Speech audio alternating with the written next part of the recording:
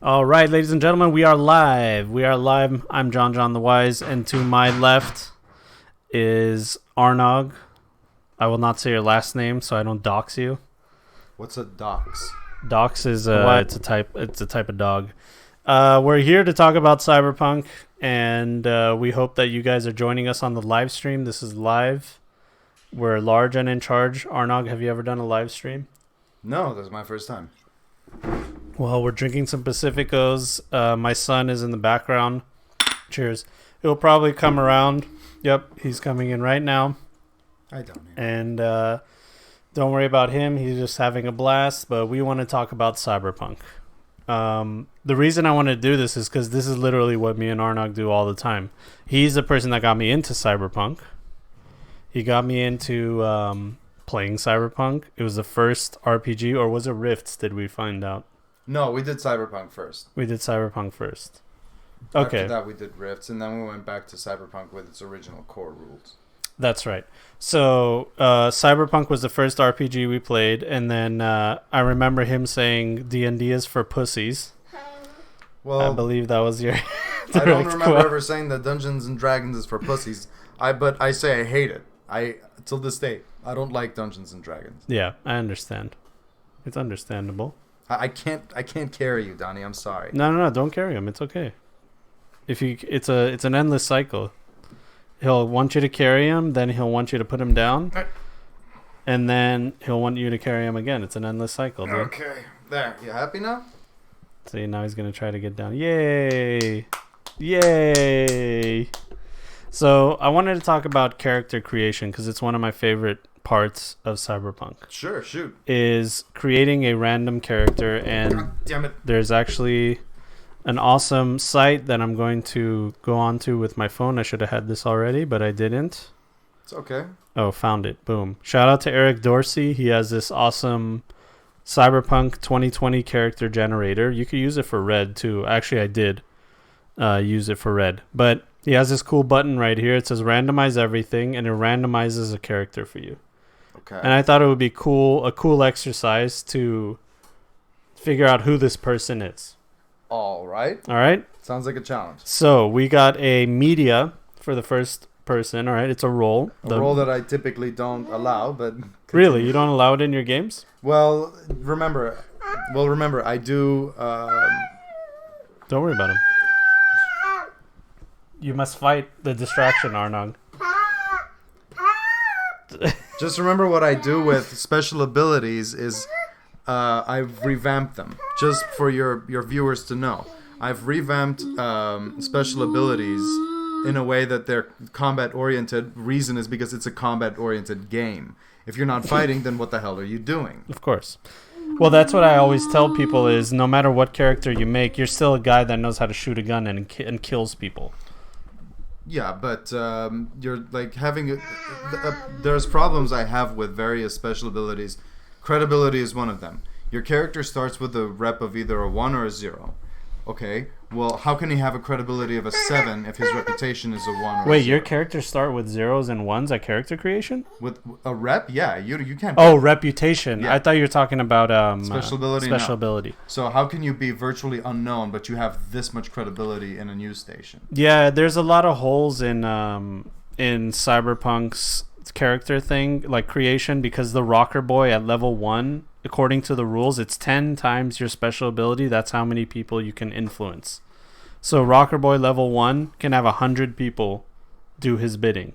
When it's like, you're a rocker boy 1, why would 100 people anywhere in the world give a shit about you? It's the same problem with resources. You have a rep of a 1, 7 resources. How it doesn't make sense. Your character could literally be an 18-year-old corporate executive who has a 7 resource, which means you have enough pull for like strike force. You could get an AV. Okay, Donnie. All right, let's watch Toy Story. Come on, I'm gonna put him in the room. Yeah. See if he'll stay. Here, I'll take him. Continue with your train of thought. I'll be back. All right. Go ahead. It's the same with a fixer. You could have a 7 street deal, but you have 1 rep, 18-year-old kid. This is why I make a big distinction between your connections, who you know, and if you're part of an organization, how much pull you have in that organization. What I did was, I mean, I'm not going to go into full detail, but what I did is I had that be connected to your rep, which is part of Cyberpunk, like the standard core rules. Yeah. Is you have your rep, and the way I did it is the more your rep goes up, that's how much pull you have in whatever organization you have, whatever crews you know. You build up your own connections. But special abilities are meant to be combat oriented. I came up with my own, a large list. So that's why when someone says, I want to play a media, well, to me, a media is one of two things. He's either what I consider to be, it's either an NPC or it's what I consider to be a VIP. A VIP is a character that's not combat oriented.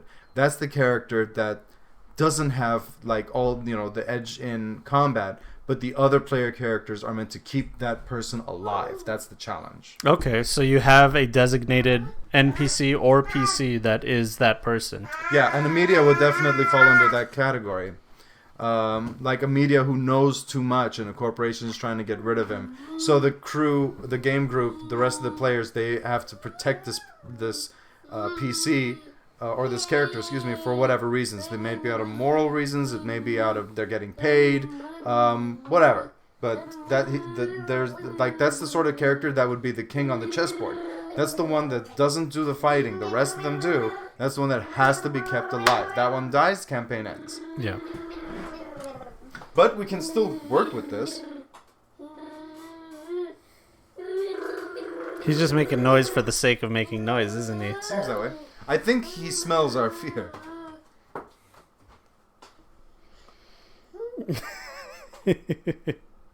See, this is why, like, my wife and I can't do our podcast. Carol and I can't do the podcast because of him. All right, is it off? Yeah, there you go. Have fun with that.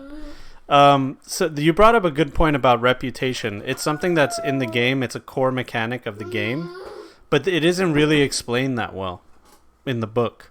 Right. It's very generalized. It's like, hey, if you do enough things for an organization, you'll gain a reputation. Which, of course, there is no system for it. It doesn't say how rep goes up. Yeah. So the way I usually like doing it is I like making someone's reputation at character creation.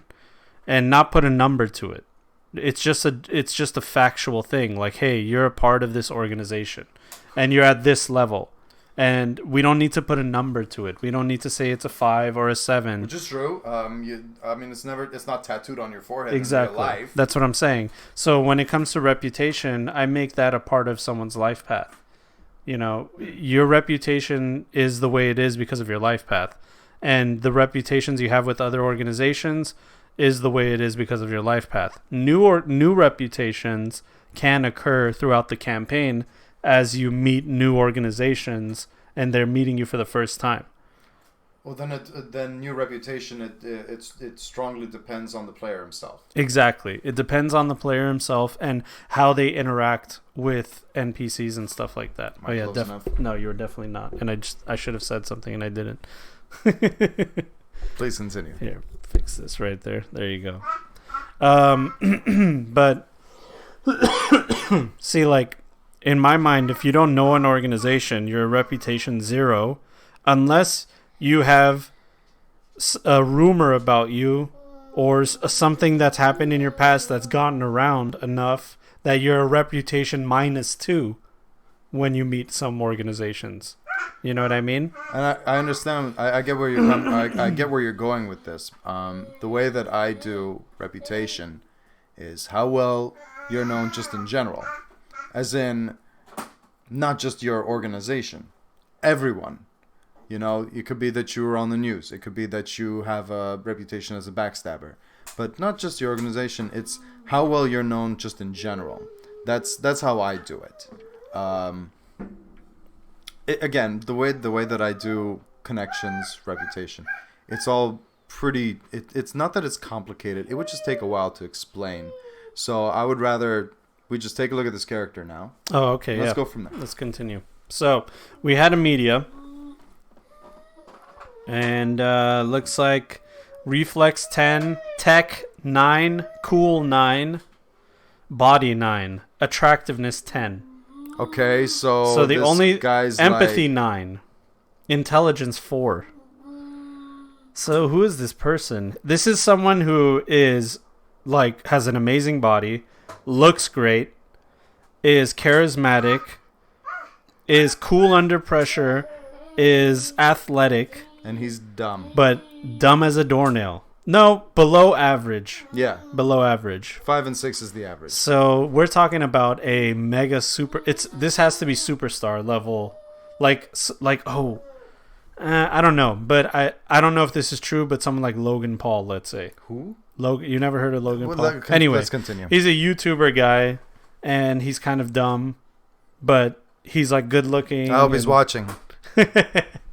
I know he's not watching. But that idea of like someone who's kind of an idiot isn't like a YouTube prankster is a perfect media. Is the perfect this guy. A media is supposed to be a journalist. The whole point of a media in the original, I don't know about Red or anything else, but in the original source book, the media, what you're really meant to do is you're meant to get information out into the public. The player character, from what I read about the character, You're a public persona as a media. That's what you are. right? But the role is meant to be to uncover corporate or government corruption. Not necessarily. It doesn't say that in the book. I know, but no, actually it does. No, In the core book it leaves does. it vague enough that you can do other things. Like you can be a radio show host. You could be a model. All right. You know, you could do all kinds of stuff as long as the whole point of the media is you have your audience and you cultivate your audience and you use the different tools of the dark future to connect to them. Some of it is radio, some of it is writing, scream sheets, some of it is brain dance. I get it. I'm just saying But we're used to the journalist with the fucking microphone and the cameraman and going and finding secrets and uncovering truths and lies, spinning stories, manipulation. That's what we're used to as a media. There's actually another role that's based off the media. I think it's called the something spinner. You know what I'm talking about? I have it in the book. Should we check it out? No, forget it. Okay. Let's look at this character and let's go from there. Okay, well, what I'm saying is this is a pretty below average intelligence person, but Yeah, everything but this- else about them is off the charts. Jesus, Donnie. Yes. Now you got to pick them up, Arnag. You have to. This is how it goes. Let's have a look. All right, so let's have a look, Donnie. What do you think about this? Credibility 3. That's their Okay. special ability. Okay. Awareness 1. Wow. Yeah. Yo, what's up, man? How you doing? Just wants to chat about Cyberpunk, but the table keeps getting in the way. Yeah. He definitely wants to chat about something. Welcome. How you doing? Composition 5. I don't know what composition means. Composition means like piecing together music or speech, something like that. Okay, well, they're good at that. That's a 5, not bad. 5 is okay. Education general knowledge 6. How can you be dumb and still have that skill? I've seen it. I've seen stupid people get degrees. Really? Oh, well, that makes sense. Ever heard of George Bush? Yeah. Persuasion and fast talk 4. Okay. Okay. Human perception 7. Knows people really well. Yeah, that he does. That's probably why they're so famous. Could be. Well, their credibility 3. That means that That means he has potential. potential. A lot of potential. Maybe because he's so dumb, he's been stunting himself. Maybe he's been sabotaged and doesn't even know it. He doesn't even know it. Yeah. Okay. Strength feat 6.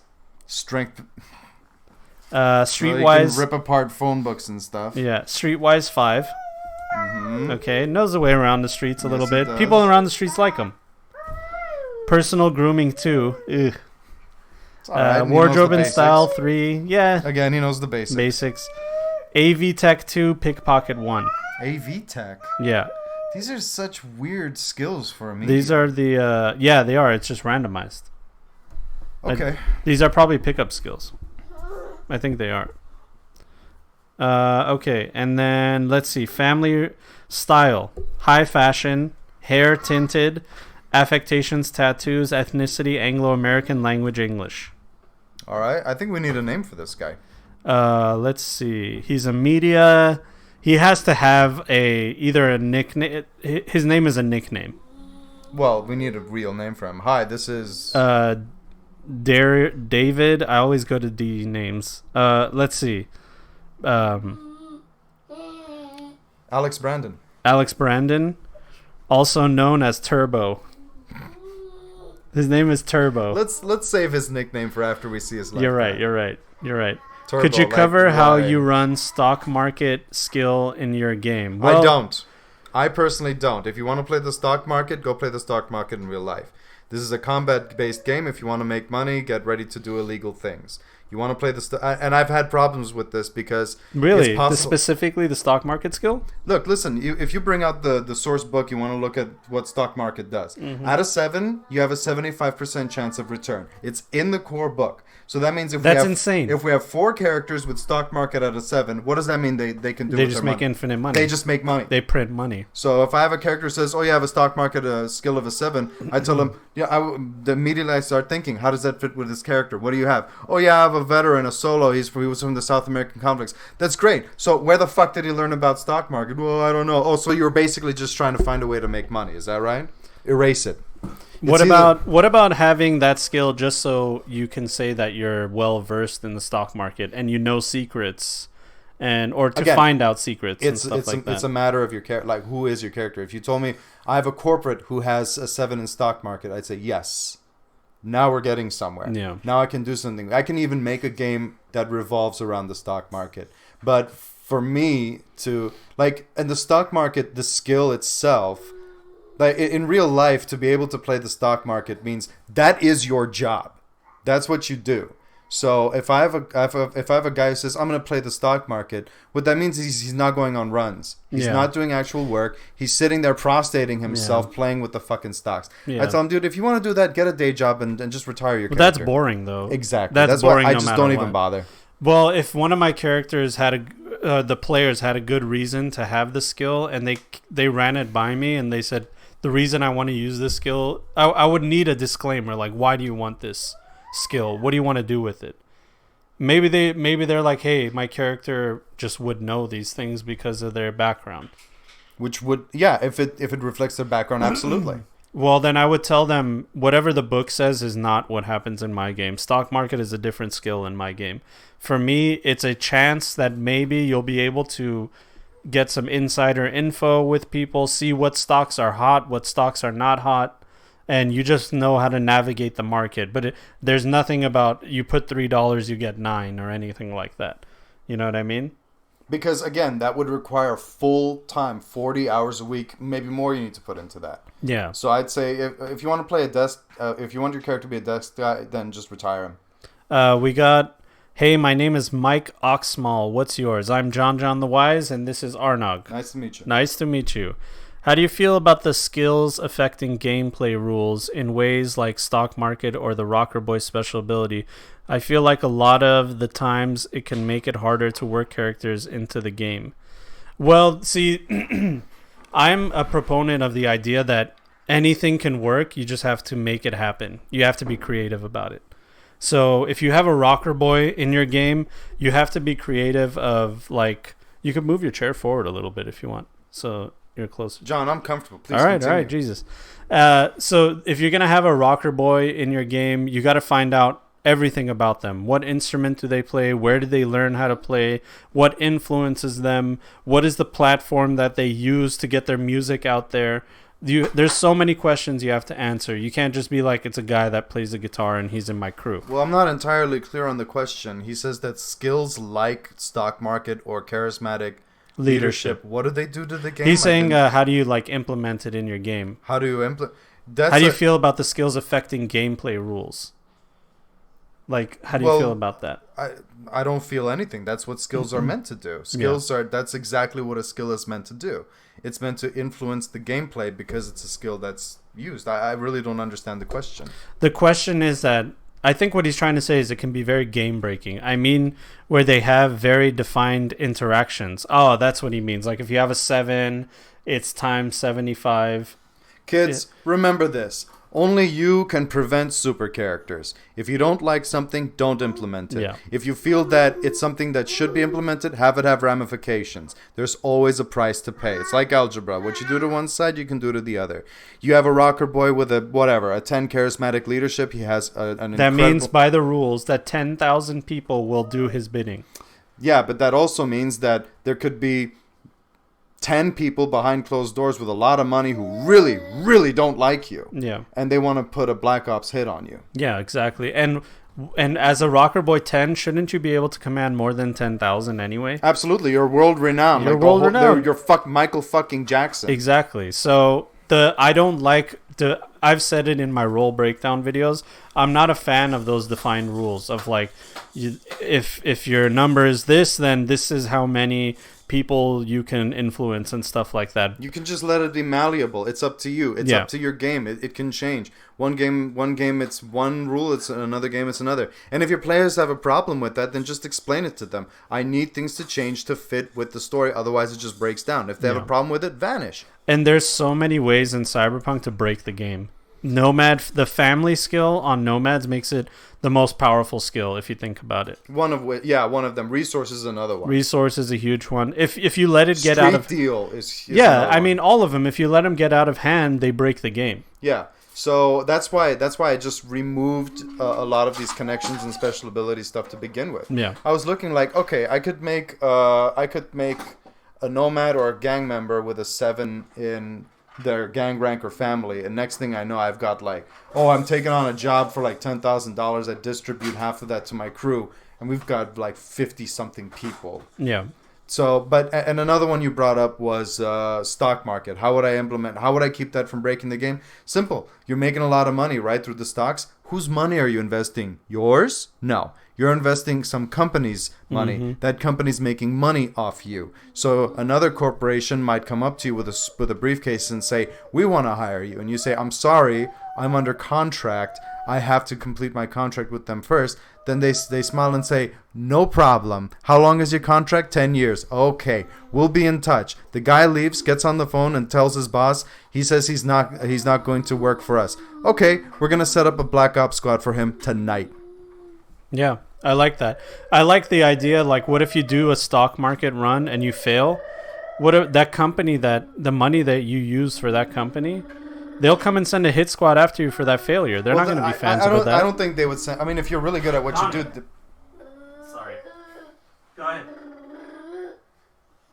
If you're really good at what you do, they're not going to hit you for it, but there'll be ramifications. They might say, "Hey, the money that you lost for us, we needed that for a project. You fucked it up. We're taking it out of your paycheck with interest. Yeah. And you're going to be working extra hours this week. Don't like it? It's in the contract." Yeah.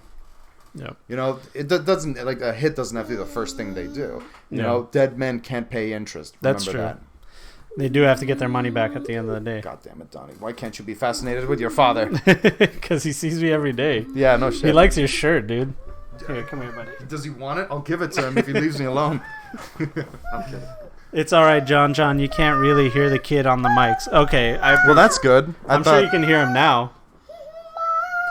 I think he wants his mom. She'll be here soon. She said she was on her way. Anyway, we got to continue with this character. I hope that answered your question, guys. Yeah, if there's any holes, if you have any additional questions, please, we're here. Yeah, please. We'd love to give our opinion on it.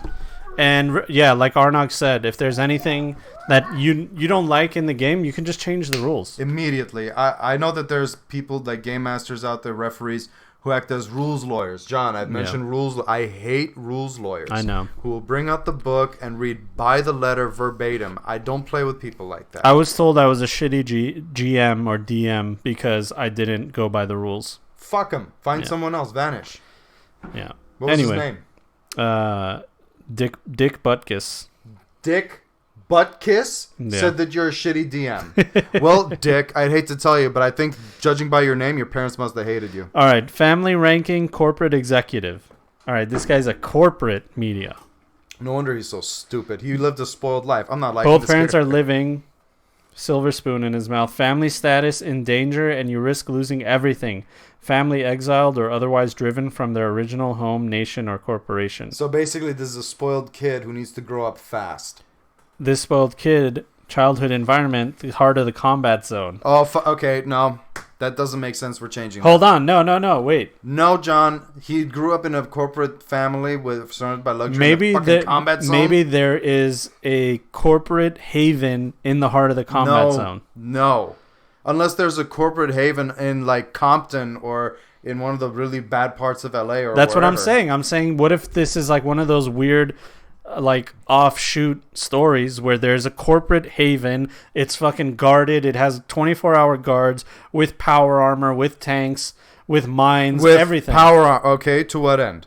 To defend the people that live there. Why would they live there? Because they are free of all rule. It's like a free state. They have like a sovereign John, little they piece. have executive zones. They make the laws in executive No, zones. of course, but this is just like a rare occurrence, I'm saying. I'm sorry, John. I'm gonna have to. I have to blackball that one. Okay. I'm sorry. I like you.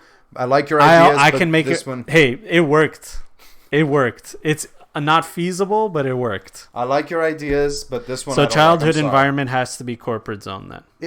I mean, what else can it possibly be? Unless, okay, wait a minute. Okay, wait.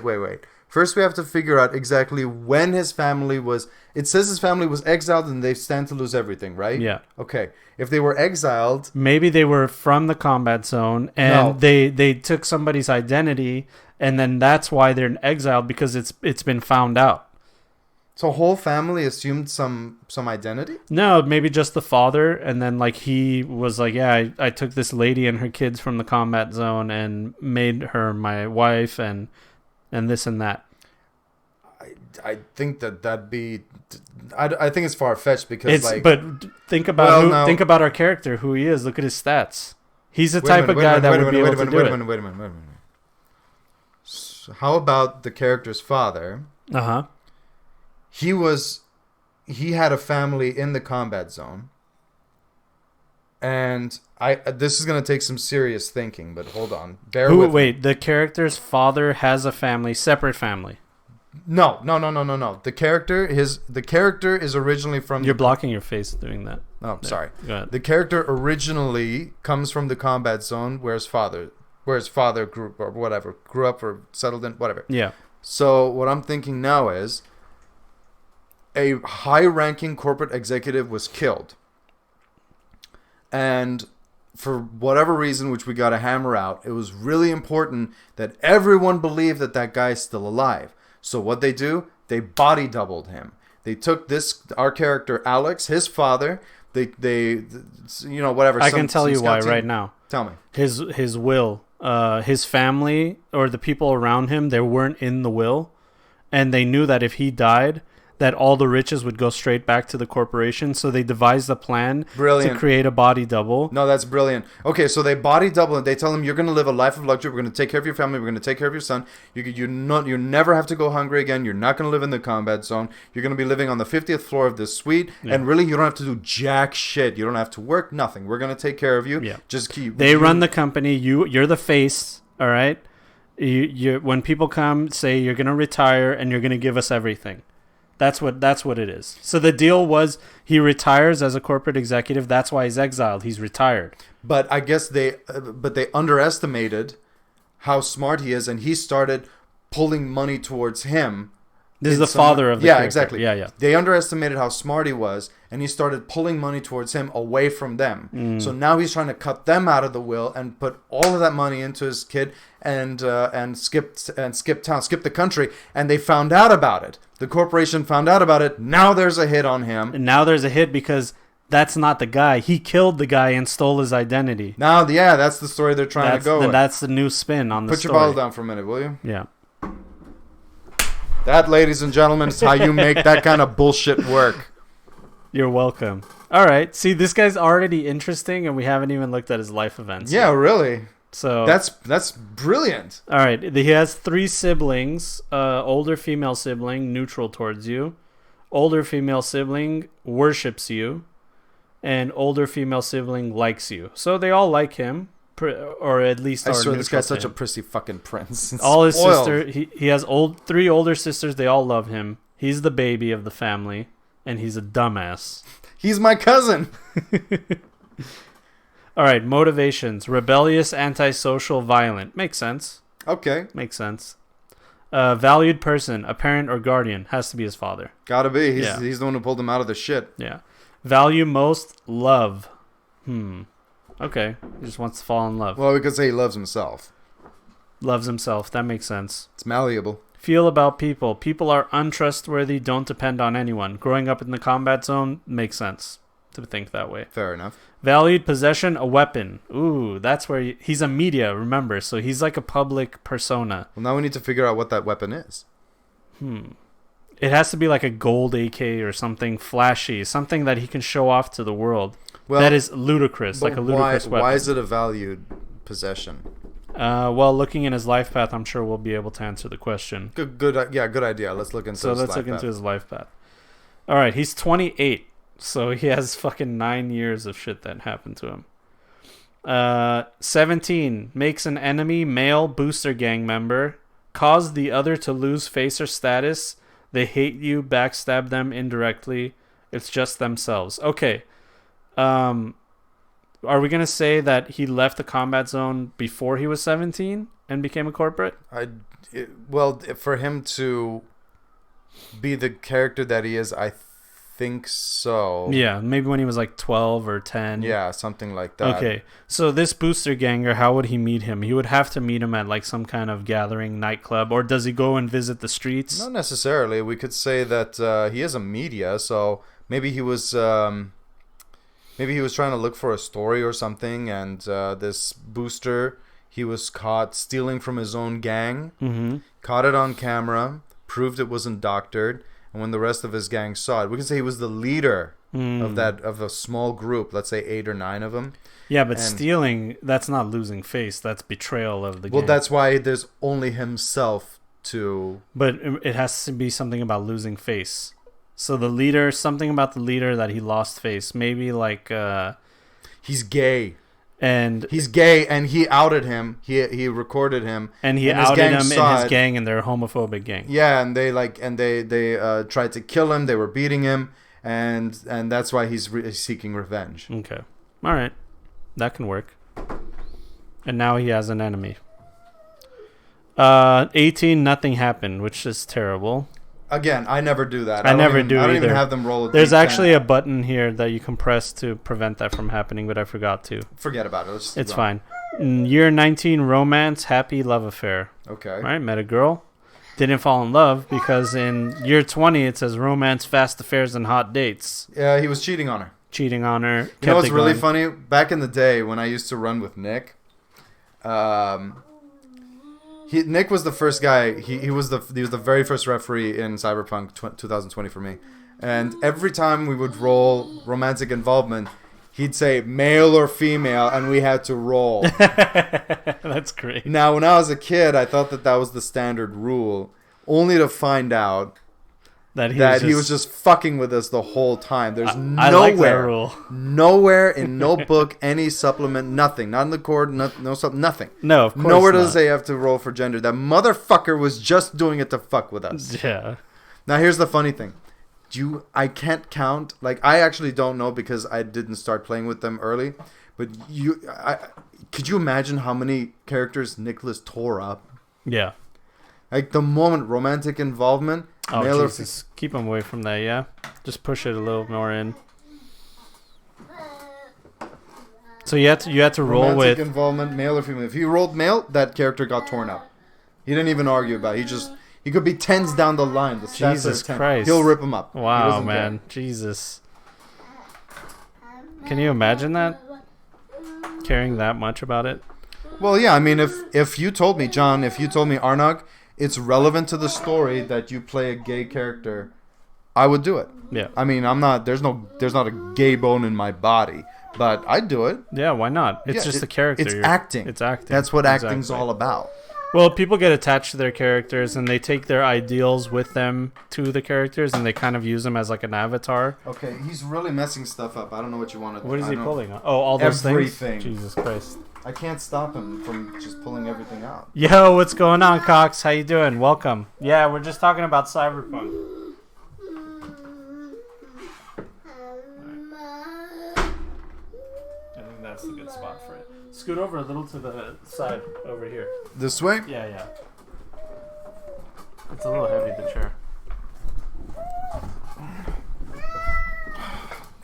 So much going on. I know. Welcome to fatherhood. No. Last I checked, you're not a dad. All right. Romances. Year 21. You make a friend, a teacher or mentor, female. Well, then we have to figure out like what's the intelligence skill to go in to figure out what exactly she's a mentor. We could say that she was a professor. That's where he gets his education from, something like that, or like she helps in his education. Maybe he was required, because if you're a corporate, you're required to go to school no matter what. Right. So maybe this was one of his teachers that a female teacher, physical ed, communications. Could be. Am I seeing a lot of questions here? No, we just got some right now. How do you guys intro games? Do you guys do a little recap or do you just jump right in? Well, whenever I start my game, I always do an intro to introduce my players and stuff like that. But that's because I'm doing it publicly. But if we're doing it in a private setting, I just do a recap. You know what I mean? I do, like last time we were here, we did this, and that. And now we're, just to get people in the headspace of where they are. Because you'll forget what happened. You don't know the exact details. And I've seen people say, like, where were we last time? Jesus. I'll be right back. The fuck was that? Nothing. It's fine. He's fine.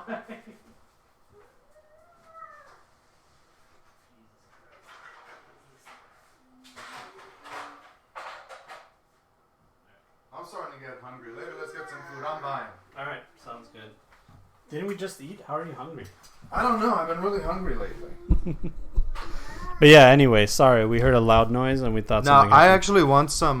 personally, I want a clarification. What do you mean by intro game? Do you mean an introduction to players who never played Cyberpunk or role-playing in general? No. He's saying, how do you guys introduce your games? Like when you're starting the game. When you're starting your session, you have your players there. They're sitting at the table and you're about to start. What do? You just get right into it?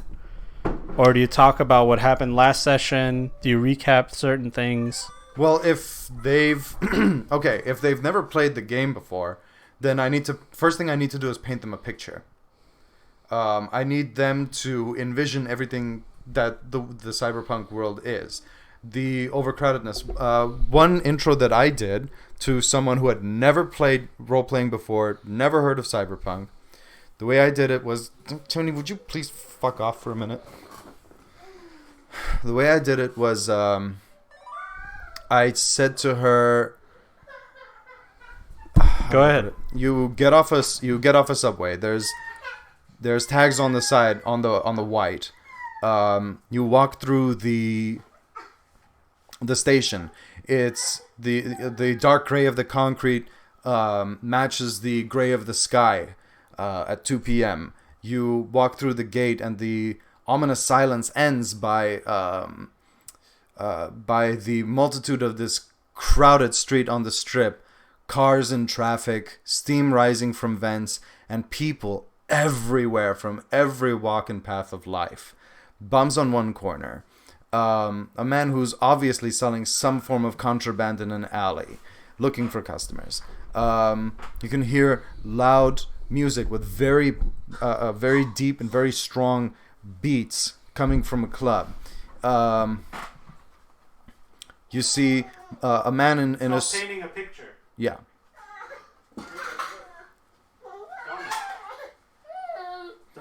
You see smoke rising from the distance. Just before the mountains is a very large factory. Stuff like that. And this is just off the top, from what I remember from a long time ago. I definitely start my sessions with in the middle of something happening. So one of the sessions, and Cox, you were actually in that session, it started in the middle of a poker game. 2 of the players were playing poker. The other 3 were standing around. Where the hell is mine? I have 1,000 over there. I'll give you one. All right, no, keep talking. But yeah, so what I usually do is I have it in the middle of something happening, just so we can keep it going. Like keep the session going and start off with action, and there isn't any awkward introduction.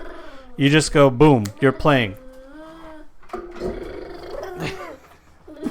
So when the players are in the middle of like a poker game, let's say, they are already like trying to bluff, steal cards, and mess with their... I think you guys were looking at whether the other guy was cheating, and it turned out one of the other players was cheating, or the NPCs. So, did you get one? Oh, there's my cigarettes. Where is it? Over there. Oh, there. Okay. Come on, Donnie. Go play with Timmy. Let me find this guy's bottle. But yeah, that's it. Now, next topic on our media.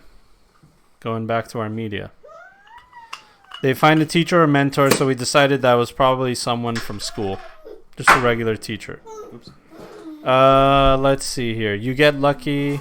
Find a teacher. Add +1 to any int-based skill. Or begin a new one at +2. So, what would you do as this media? Well, let's see. +1 to an int-based skill. I would probably just do education general knowledge +1. His awareness is a 5? Awareness is 1. So I'd bump it up to 2. Yeah, at least. Shit. Yeah, you would need to. Okay, there's that. Who is this teacher that helped them with awareness? It's a woman, you said, right? Yeah. Oh no, it doesn't say woman. It just says find a teacher. Well, where's your D10? Over there. Over there. Over there. Blocking the camera real quick.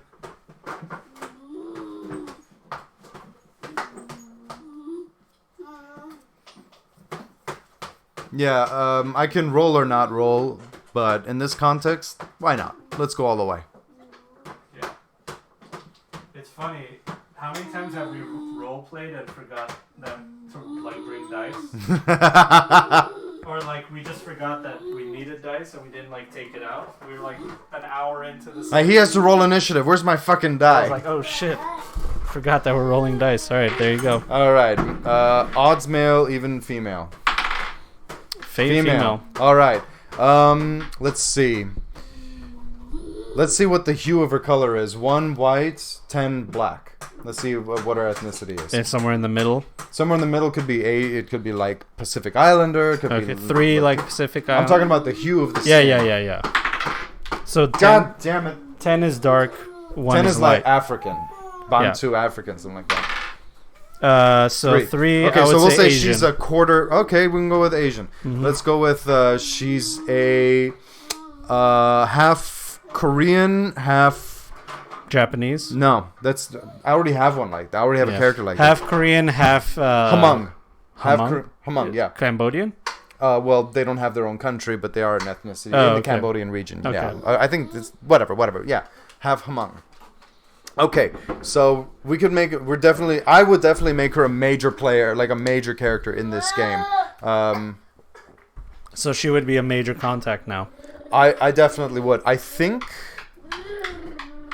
How would she be really useful?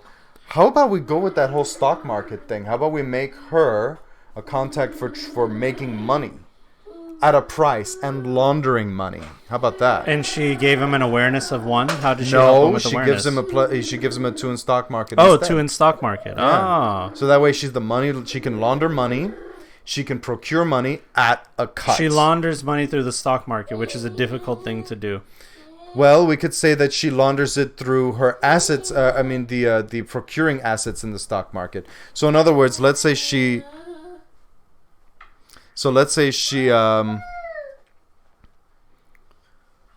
her investment came to fruition, right?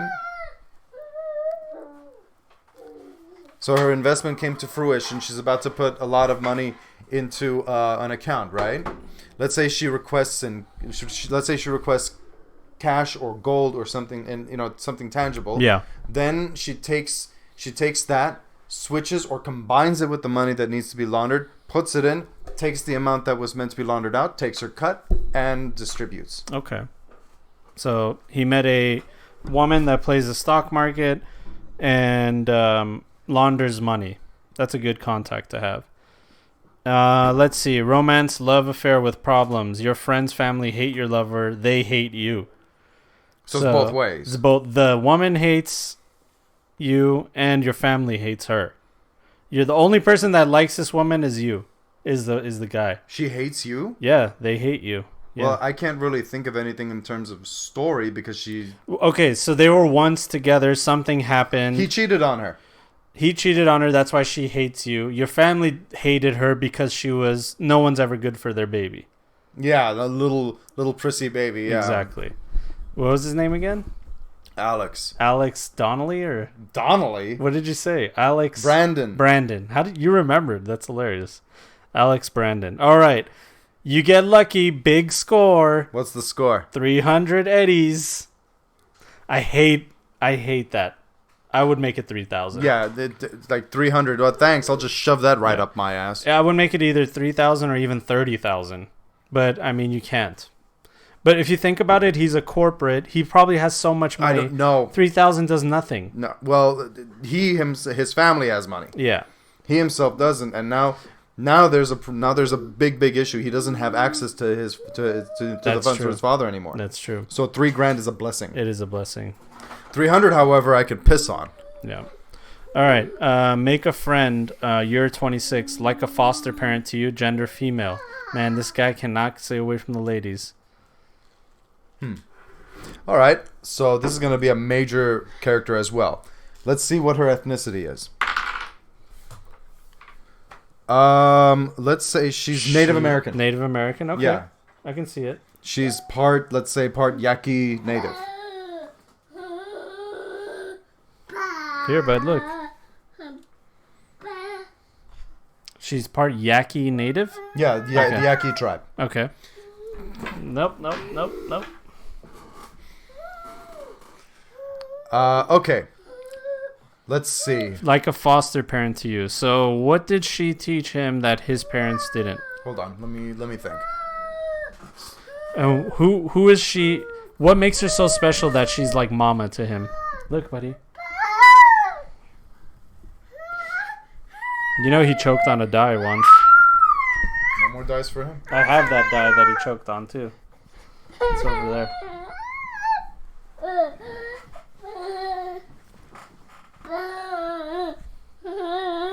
Okay. She's an older woman, and when he was down on his luck, because he's this panhandling, sniveling, spoiled little prick, he was able to con her into a place to live because he's having these big problems, right? Rocky times are upon him. So the exile has already happened. Yeah, now it's definitely, it has to have happened. He's 26. Yeah. So he conned her, and like he went to her place, and they had sex, and then he did the whole panhandling thing, you know. The life is so tough right now. I was thrown out of my house. Lied to her. Yeah. Thrown out of my house, and this, that, and then their relationship changed from a sexual one to she feels obligated. She feels obligated to help him. So he's basically using her. Yeah. So he's using her for what though? Place to crash, money, Okay. transportation. So what did she teach him though? She's a mentor. That's the thing. She's a Native American woman. She has a place. She probably doesn't know completely about his past. Doesn't know about who he is. Well, that depends on what she is. Where's the core book? Let's get that. Oh, the core book? I don't have it with me here, actually.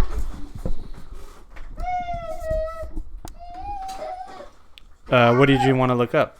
Wanted to roll for her role.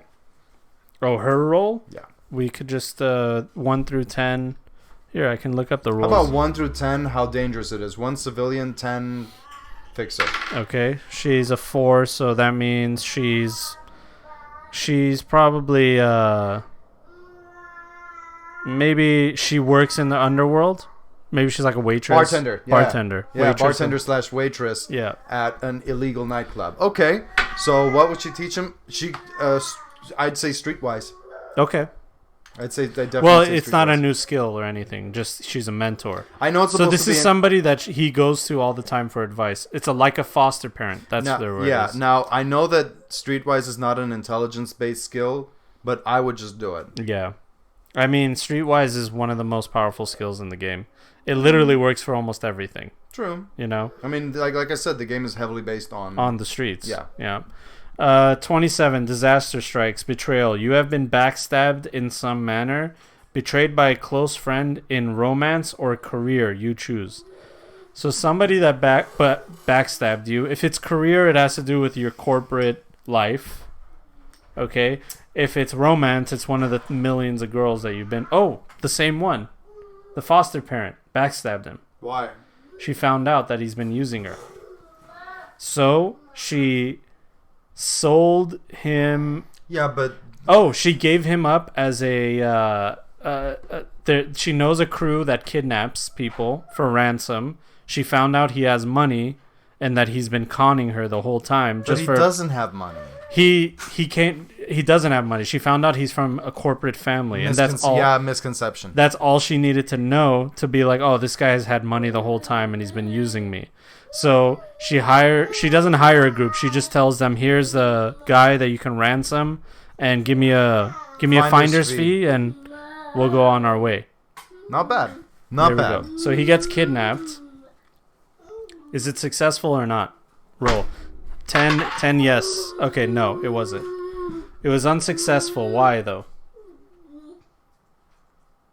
Why was it unsuccessful? Why weren't they able to kidnap him? Well, he has a high human perception. Maybe he started to realize that she's acting more distant, but she's feigning this coded smile. You know, like he's feeling something is wrong. Yeah, she's like, hey, stay home. I'm going to go grab something to eat and I'll be back home. And she calls him, are you still there? Yeah. And that's when he knew, yeah, I'm still here. And he was out the gathers window. his shit. He's gone. And that's when she gave the tip off that he's there. They go there. They give her the finder's fee like idiots. Paid her up front. They go there, see he's not there. Now they're after two people. Yeah, now they're after her too. So Now they they're could after actually her. become unlikely allies. Again, yeah. This next one is a fucking zinger, dude. All right? This next life event changes everything drastically. I'm listening. Disaster strikes. Accident. Terribly disfigured. Subtract 5 from points attraction. So we went from a 10 to a 5, dude. Well, as a media personality, he's shit. But he has 3,000 off the bat. Maybe he wears a mask now. He doesn't have to. He could easily just get surgery done. It's like 100 or 200 per point of attractiveness. He has more than enough. Yeah, that's true. So then what's the point of that life event? No, there's 0 point. So maybe he had to go in debt. Well, again, it's cheap. Well, thinking about... That's one big problem is disfigurement's not a big deal. It's easily Well, that's why repaired. in Red they took out attractiveness altogether. I guess. Yeah. But basically it's just the dive in money. That's all it is. Yeah. If he wants to get his attractiveness back, he lost 5. To get that back at most would be $1,000. Yeah, $1,000. $1,000. Yeah, he already has 3,000 from that other year. And he's about to get more. He's Yeah. about to get even more money. Yeah. So doesn't matter. Maybe the accident is his lucky break because it was like a... maybe it happened in a public place. Maybe it happened like in like a Walmart or something and now Walmart paid him. You know what I mean? Something like that. Maybe the corporation he used to work for. Well, okay, what was the corporation's identity? Was it for Microtech? Let's say it's Microtech. Let's say. They do computers and computing and stuff like that. Maybe he was going to like the equivalent of the Apple store for his cell phone, and something in there, like truly an accident happened. Like one of the phones exploded in his hand and like burst into his face and disfigured him. And now he has Microtech paying him a settlement from a lawsuit. He's a media, so he could use that to his advantage. Yeah, he's. I could see the YouTube thumbnail now. Microtech scammed me. Microtech attacked me. Or Microtech, what's the word? Negligence. Yeah. There you go. Negligence by Microtech. Let me go find this guy's bottle. And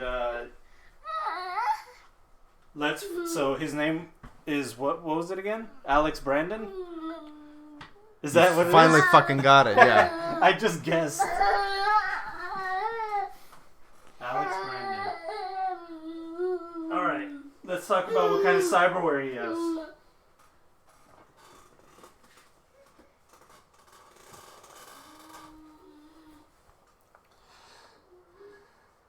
Arnag, go ahead, don't wait for me. People are waiting.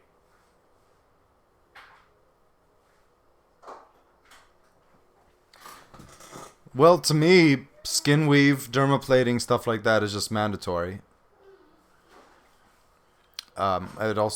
But it depends on the world in question. One thing that John does is he has certain cyberware be either illegal, military grade, or really hard to get. That's what he did with skin weave. So maybe he doesn't have those, but he would definitely have recording devices. He'd have cyber audio, cyber optic. Let's see. I think he would maybe have a Vox. What's the word?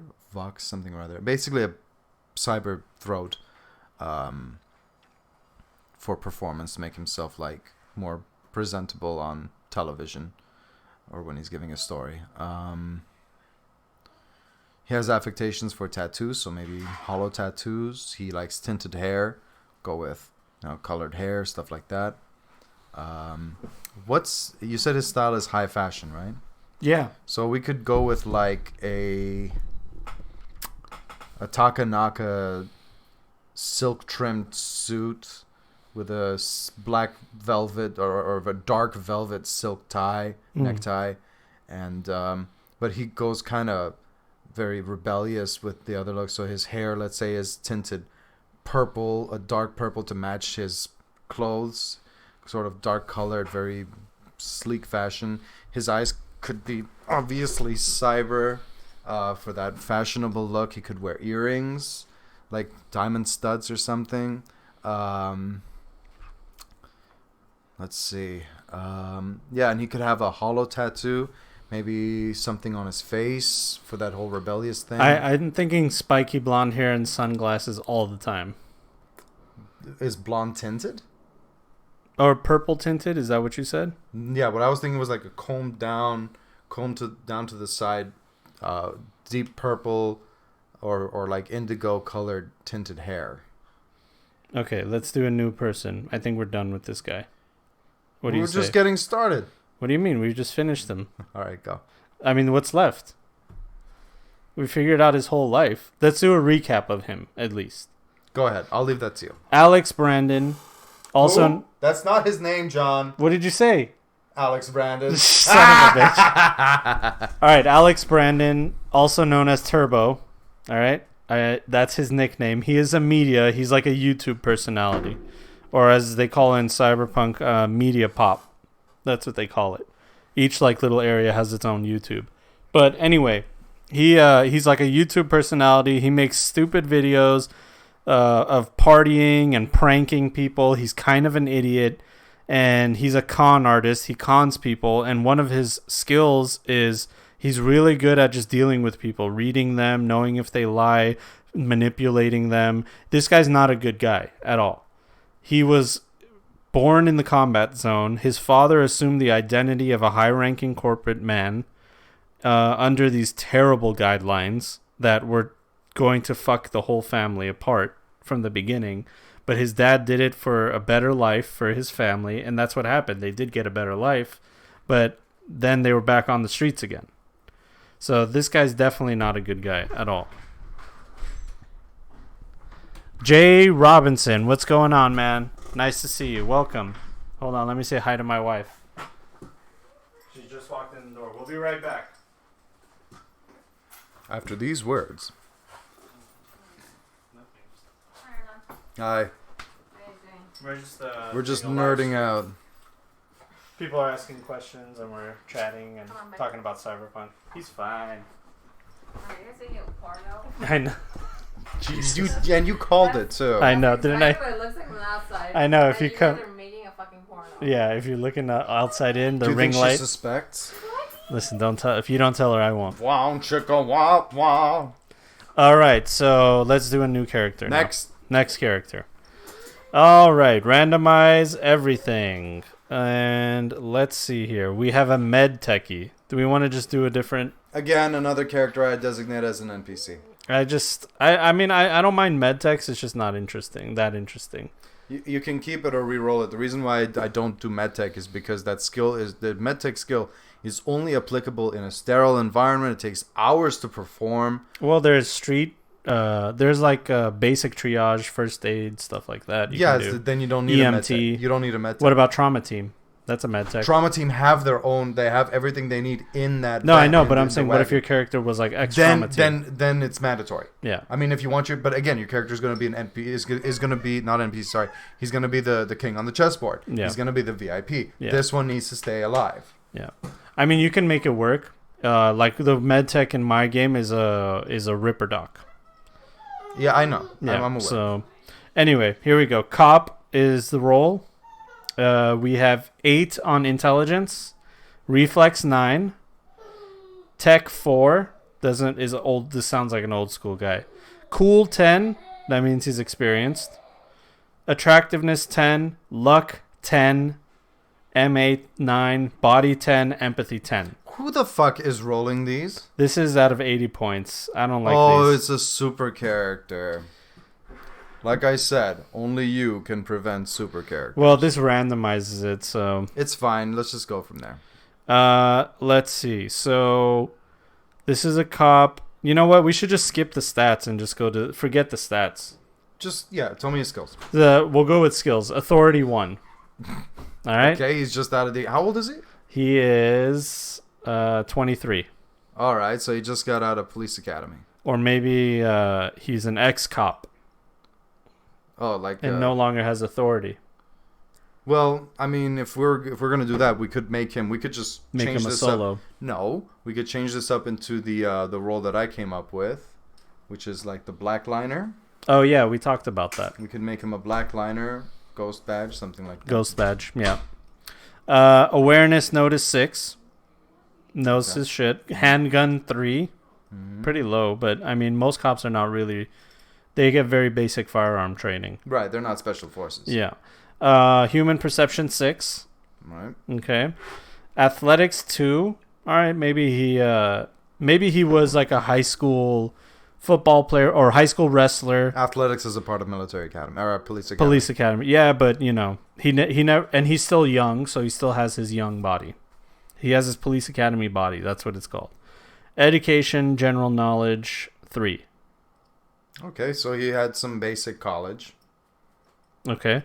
Brawling 5, melee 5. Both of them 5. He took hand-to-hand combat very seriously. Knows martial arts. He has to know martial arts. Yeah. Or at least it comes from a fighting background. I know that martial arts is not there, but Yeah. I consider brawling to just be, it's basically martial arts. Loving the content, man. Keep up the good work. Thanks a lot, Jay Robinson. I appreciate your support. Thank you for the kind words and everything. I see it, and I really appreciate it. Thank you. Interrogation 6. This guy was a good cop. He never got this guy's a good potential cop. He's young, just got out of the academy. So are we deciding that he's a former cop or that he just got out of police academy? He's 23, so if let's roll. Fuck it, let's roll it. Okay. Odds, he's a former cop with experience. Is what?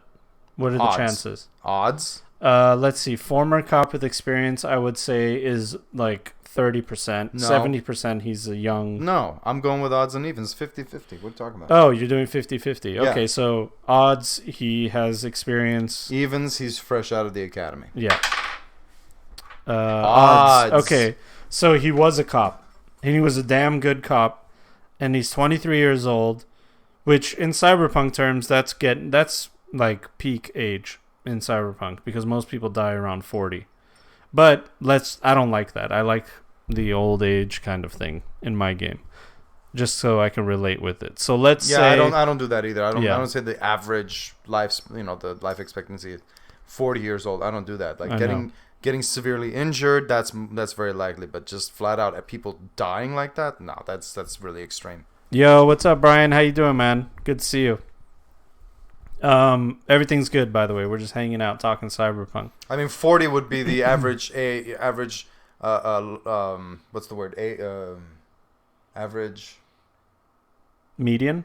whatever. 40 would be the average age of death in like the combat zone or in like bad areas. Yeah. The bad parts of the wasteland, stuff like that. But I think in a normal like city environment, Yeah, I living mean, up to 60, 70. Because if 40 was the average when people die, nobody would be going to work. Yeah, that's I true. wouldn't be going to some piece of shit job in a cubicle. Like, You're come right. on, man. People just be dying left and right all the time. Yeah, exactly. 40, like 40 Yeah. years old. If I didn't crazy. expect to make it to 41, I wouldn't be going to a cubicle. Are you kidding Yeah, me? who I'd be works? I rioting. never thought of that. Who works? You're right.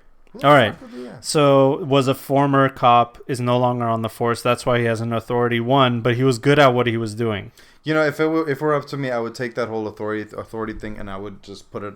I would try and translate it into my game, into the way I Into a do it. different skill? Like I've said, it needs to be combat special abilities, combat skills, Mm-hmm. and then move on to connections. His connections would be in the police, which he is no longer one of. Yeah. But he would also be working with, let's say, the district attorney's office, maybe even the mayor's office, something like that. And then he would have skills for his work environment. Some people are really good at getaway driving. Some people are good at this is indirect of combat. It's like spotting an ambush, setting up an ambush, or not being detected in some manner, concealment, driving, repairing, stuff like that. Stuff that's relevant to missions, but not separate from combat. And then after that comes the mundane skills, which everybody can have. I'll wait.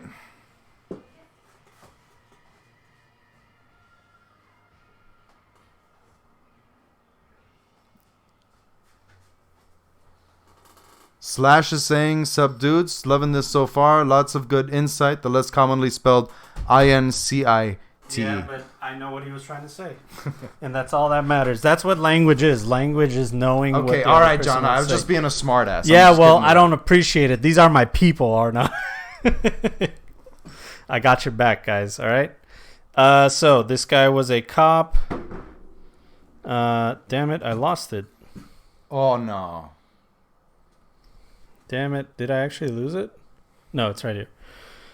All right, so he was a former cop. Streetwise 3. For the record, Slash, I don't care how you spell insight. I'm just being a prick. We appreciate your support. Love you, man. Pickpocket 8.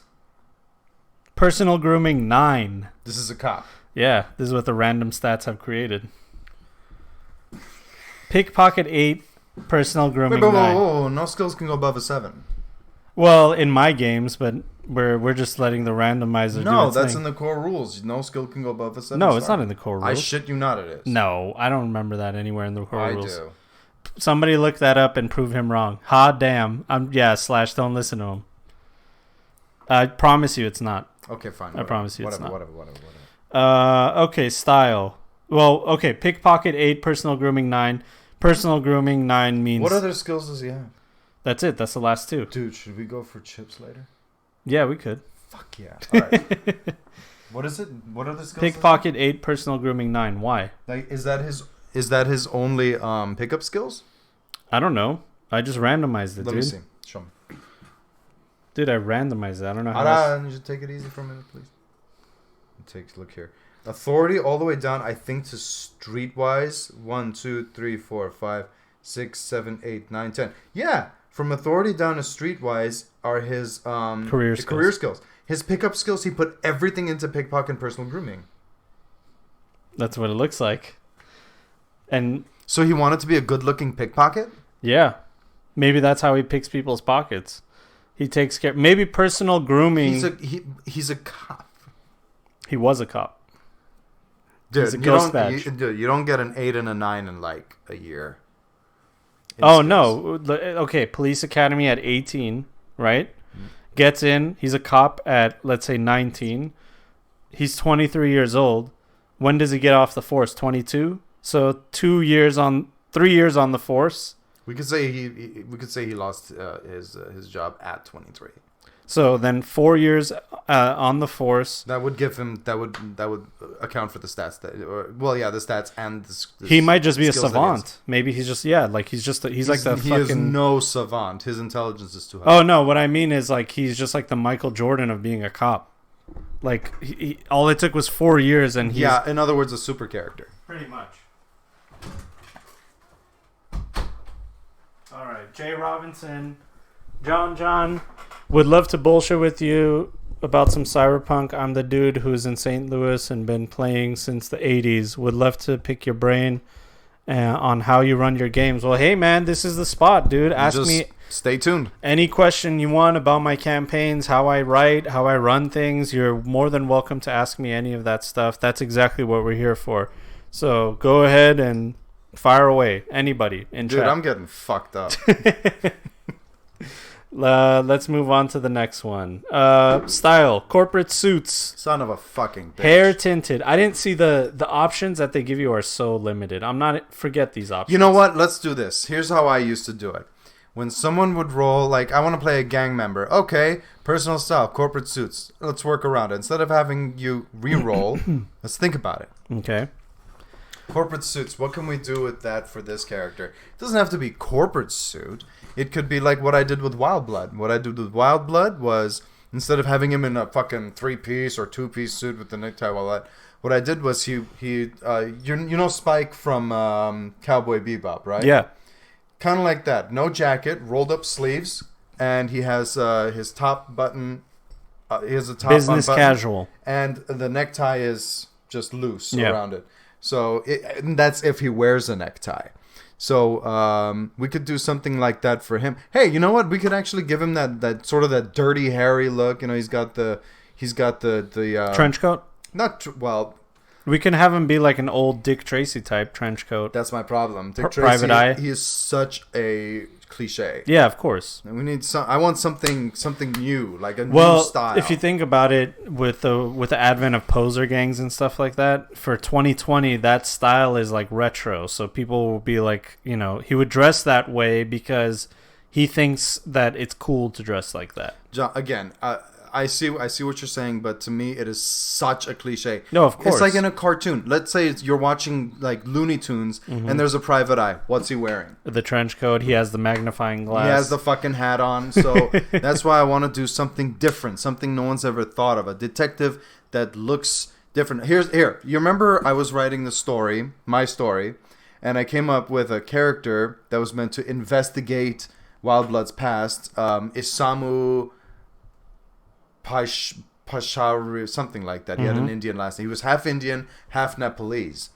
And the way I never told you about what he wears, but the way he dressed was I did a different take on the trench coat. Okay. What I did was I had him wear a very loose fitting trench coat with a belt with a belt over, so it kind of like, I don't know how to word I know this. what you're saying. The belt over the trench coat. Yeah, so it looked like very loose fitting, and underneath he had a vest that was one over the other. It looked like an old kimono because he grew up in Japan, so he wanted to have that style. Okay. You know, this is something no one's ever thought of. It's not a kimono. No. It just vaguely looks like one. Yeah, well, it's not in any book, that's for sure. That's your own personal take on doing a different style. That's why I always tell... Check it out. Brian's saying Dick Tracy, boom. Yeah, he probably said it right when we said it, so boom. Boom goes the dynamite. I was saying, I tell my characters that to not worry about any of the stuff that's in character creation, like family status, style, family background. You don't have to roll for that. If you want, I let you choose. And I'm with you, absolutely. You don't have to be bound by that. Yeah. There's some things that I want them to roll. There's some things that I want people to be randomized and to work around and work with. Yeah. But if you really have an envisionment of your character, if you want your character to have face paint, go for it. I'm not going to have you roll anything. But for this guy, let's work around the suit, the corporate suit. Let's think about it. Maybe we can go with a suit of some other way. There's business suits, like business casual. We got a question. All right. Question: who drew up this stats for the Raging Judge. What's a raging judge? Did you have any limitations on it? Okay, so he's talking about one of my players in my game has a raging judge. It's a pistol. It's like a high caliber 454 Casull revolver. One of my players has it. I didn't. I looked at the damage. I looked at the stats, and I thought to myself, "Is it feasible that this character would have it?" And the answer to that was yes, he would have it, and the stats were okay. According to this website that I go to, it's called, I think it's cyberpunk.asia. I think that's what it is. That's the one, yeah. Yeah. 2021. Yeah, I think that's what it is. So on that website, it has a bunch of like weapons and stuff like that, because at the time of character creation, I didn't have any of the supplements and stuff like that. So I went to like outside sources to see what they had. And on that website, they have a stat for the Raging Bull. Or at least for the this is what it is. They had stats for the caliber of weapon, the caliber of bullet. So each bullet does its own damage. I think 5.56 does 5d6. Well, is it caseless or not? It's all broken down on that chart. Caseless is 66 plus 2. Non-caseless 5d6. Okay, so there you go. So 454 Casull, according to that chart, 5d6 was 5d6, I think. So that's what we did. We took that. I gave him +1 weapon accuracy because almost every gun has that. Except that weapon is too heavy. Okay, in my opinion, that weapon is too. Is it a long barrel or what? No, it's a short barrel. Well, how many rounds? It looks like this. How many rounds? I believe 7. Is it old-fashioned or is it new? It's new with like an old-fashioned look, but it's modern. Material? It's just all made of metal, steel. Okay, in my opinion, it wouldn't have a +1 without a polymer frame. Maybe it does. I mean, we didn't go into that. Let's not get into technicalities. Yeah, I didn't go into technicalities. I'm not a gunsmith, so I just said, this is like all the other guns. Well, neither am I, but this is, I just compared it to the guns that the enemies would have and guns that the other players would have, and I was like, what's fair? I don't care about anything else. Okay. That's all I cared about was balance. Okay. So that's what I did with that. Jay Robinson says, Jumpstart kit, red kit is sick, but it's bare bones. Any advice on how to incorporate 2020 and red rules together? Been watching your vids, but trying to figure out how you are doing it. Yeah, see, John, you go first, and I'll give my opinion. So this is something that people have asked me a lot, and it's actually with my players and us together. We all worked together to try to come up with the hybrid rules. I came with my hybrid rules, and then they're like, dude, this doesn't work because of this, and that. And this is what I've come up with. I use all the pretty much the entire character sheet of the Jumpstart kit. I do exactly the same. I have HP numbers instead of HP squares in 2020. There's no more hit locations. The only two are body and head. And there's no more auto fire. It's like a different set of rules. So that's what I took from red. The only things I took from 2020 were any skills that were missing from the Jumpstart kit. I brought it in from 2020. So I told my players, if it's in 2020 and if it's in red, you can use it, no matter what skill it is. Okay? That's number 1. Number 2, I use the gun fighting system that's in 2020 instead of red, because my players had already had guns and stuff that they made at character creation. So I was pretty much telling them, oh yeah, all those are gone. Now you're using generic weapons. And it sucks because one of my characters was like, hey, I got this weapon for a reason. It's like a one-shot weapon. It's a long-range weapon, and there isn't anything like that in the Jumpstart kit. So I told him, okay, forget the red gunfighting system. We'll stick to 2020. Just no hit locations. So all the ranges and stuff like that, that's all from 2020. So that's skills. There's that. And I don't think the net running, that's the other thing. Net running, yeah, that would be Brian. He's the one with the gun. And then net running, I borrowed from red. So I would previously, even when me and Arnag would play, we would never have net running in our games because it was just too fucking crazy, you know? To me, it felt out of place for Cyberpunk. What, the hacking? What do you mean? That's all. No, let me explain. Hacking with, like I told you earlier today, Silver Surfer going up against the dragon, backed up by a wizard, and then there's a neon. Oh well, boxer with a those are vampire just how the and programs are bunny. written. Yeah, though. I can't stand it. I get it. I told you don't already- have to have it that way though. I told you already. The way I do it is it's a box with text. It's the same thing in real life. The only difference is you jack in directly. That makes you lightning fast. Yeah, to be able to computing execute is programs. as fast as your thoughts. Exactly. So you're not limited by your hands or anything like that. But like an entire net space littered with neon palm trees and all this other crap. I'm like, get the fuck out of here. Will you, Yeah, please? people like you're in the minority. People love that stuff. They can have it. I don't do it. Yeah, I like it. I like the creativity that it gives you, where you can write like really cool programs and the names of weapons and stuff like that. Because the people that wrote those programs are like anime fans and stuff like that, so they add their own like weird flavor. Oh to yeah, schoolgirls yelling "yatta." Yeah, imagine a schoolgirl defense program that's beating like the shit out of a boxer or something.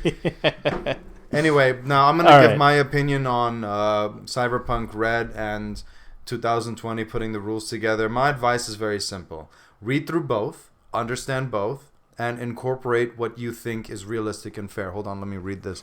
I love what they did with Netrunning before 2020. Netrunning was pretty much a different game. You needed a team of all netrunners or no netrunners, but Red really managed merged it into the game better. God damn, I gotta stop drinking so much. You just have bad eyes, and also there's a light flashing right into your eyeballs. My eyes are fine. Okay, so as for the rules, read both, understand them. See which one fits for you, what you believe to be the most realistic, or whatever it is you're going for. Some people don't want realism in their games. Some people want a Hollywood movie feel to their games. Nothing wrong with that, as long as everybody's having fun. Personally, what I did, I took the Friday Night Firefight rules. This is years ago. This is about 10 years ago. I took those rules, and I was looking at like, to me, these just don't work. I like it. It's almost there. It's almost good, but something's missing. So I started researching actual boot camp. I started researching real army training, basic army training, and I started to model the rules after that. So in the original Friday Night Firefight, you just stand there. The difficulty to shoot you is based on your range alone. Does not take into account taking a knee, hitting the deck, you're behind cover. If you're running, you're a moving target. The only thing that takes into consideration is if your reflex is higher than a 10. Yeah. Then it's like a -1 to shoot you, which of course can get fucked because rounds move at Mach speeds. I don't care what the fuck your reflex is. You are not dodging that. Yeah, it's not happening. That's something they introduced in Red. If you have a reflex of 10 or higher, then you have a chance to dodge bullets, which I don't like at all. Really, that can just get fucked. Hold on. I don't like that at all. That's funny because all the years we've been playing, we all avoid net running too. It does seem like a totally separate rule system. You're absolutely correct, and to me, it just doesn't fit. What fits is hacking, yes, but I think, but like I said, I like to have box with text. If you want to play a hacker, go for it. If that's what you want to do, if that's the character that you envision, by all means. I want you to do it, and I want you to have fun. But don't think that you're going to be playing as like a succubus going up against the Dark Knight or some crap like that. Not in Arnag's game, at least. No, if you want to do that, play World of Warcraft. We have I agree, Jay Robinson. The new net running rules are amazing. I love it. It's made net running fun for me, and I love having a net runner in my game now with Red. So that's one thing that no matter what, I can't go back. Like, I have to do that. We got a question from, I believe that's Kaya. I can't read from this far away, unfortunately. Oh, your eyes are bad. I can't read the name. It's like gray. Can you read the name? Kaya? Is it Kaya? I'm seeing a K. Yeah, exactly. Hi, John. I'm going to start a campaign, and one of my players made an OP character, huge SP. But the other players made medium bad characters. Haha. How can I balance the campaign in a combat way? I have your solution. Kill the OP character. That's the end. So what has happened? Thank you for the question, by the way. So I think what's happened is what a lot of people do incorrectly is your OP character did not properly layer armor. So there's rules in Cyberpunk 2020 It's really easy to miss. I couldn't even find it the other day. What are you talking about? It's in a box. I'm sorry. You're talking. Never mind. Yeah. It's in a box somewhere, but it's hard to find that box. You know what? You keep talking. Where's your core rulebook? I don't have it here. I left it in my car. God damn it, John. It's fine. Don't worry about it. We don't need to have it. Kidding around. But the layering for it, there's special rules. Like if you have a flak jacket and incumbency value. There's incumbency value, and then also let's say you have a jacket that's 15 SP, and you have skin weave under your chest. No, skin weave does not count. What do you mean? Skin weave does not count to incumbency value. I know. I'm not talking about that. Oh, I'm sorry. So you have a you have a layer. It's a jacket, right? It's 15 SP. You're under that jacket. You have a vest. Let's say a protective vest. It is 12 SP. And then you have skin weave under that, and that's 10. 12. Let's say it's 10. Okay. All right? If you did it incorrectly, you would add all those numbers up, and you would be like, that's my SP. No. That is actually incorrect. Nope. That's not how you layer armor in 2020. You take the higher value and subtract it from the values under it. So let's say you have a 15 vest and a 12 or 15 jacket and a 12 vest. Okay. You do 15 minus 12, it's 3. You only gain 3 SP. So now you're at 18. You go 18 to the skin weave, which in our example is a 10. 18 minus the skin, or sorry, no, you go from the layer above it. Vest 12 minus 10 is 2, so you gain 2 SP. So with those 3 layers, he only gained 5 SP. And you get a -1 incumbency value. Exactly. So I think that means that your movement is reduced by 1. Your movement, your reflexes, and all your combat bonuses are -1. Exactly. So most people, they add up the numbers, and that's actually the incorrect way of doing it. Now, that being said, you don't have to do that layering. I don't do that. I use the new layering rules that came in the 2nd edition, which I'll explain in a moment. Sure. In my game, what I did was I told my players, this is your armor, flat. This is your flat armor. You're a 12 body, you're an 8 head. Why you're at that number is up to you. I don't care how many layers you're wearing or what you say.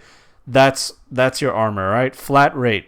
If you want to get higher than that, let's say get skin weave or, inserts and stuff like dermal plating, that's expensive. Make the money in the campaign, doing runs, robbing people, whatever you want to do. By all means, with my blessing. Make your money. Then when you can come back to me in between sessions, we'll figure something out and say you've gained 3 SP because of skin weave. Instead of trying to do math or anything like that, I give you a little bit, and that's how I do it, because I feel like we can all just sit here and make OP characters, but there's nothing fun about that.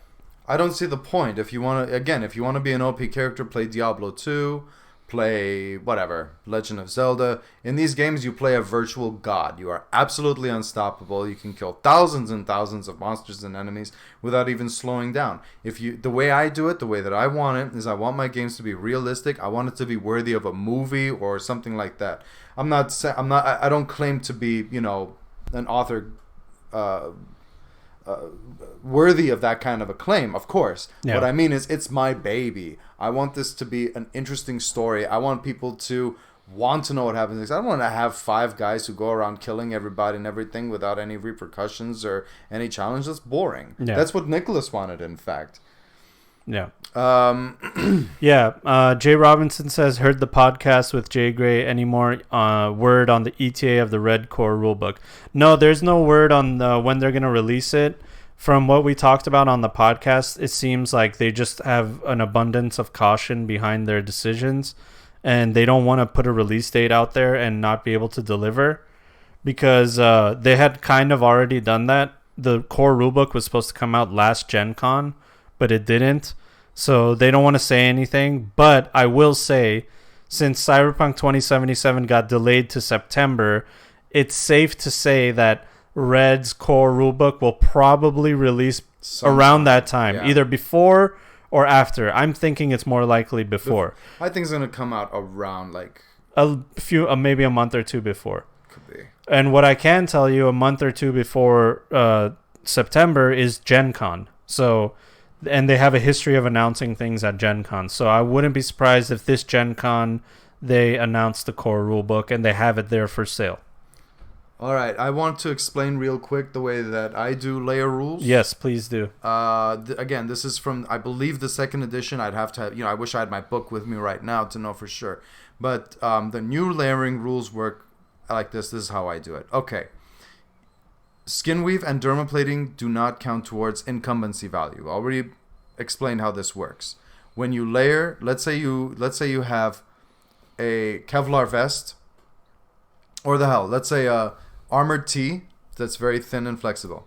You have a light Kevlar vest over it. You have an armored jacket over. 3 layers, incumbency value equals 3. Layers cannot go any more than 3. You are right, Kaya, I think. I think. Here, hold on. Let's figure out once and for all. Continue.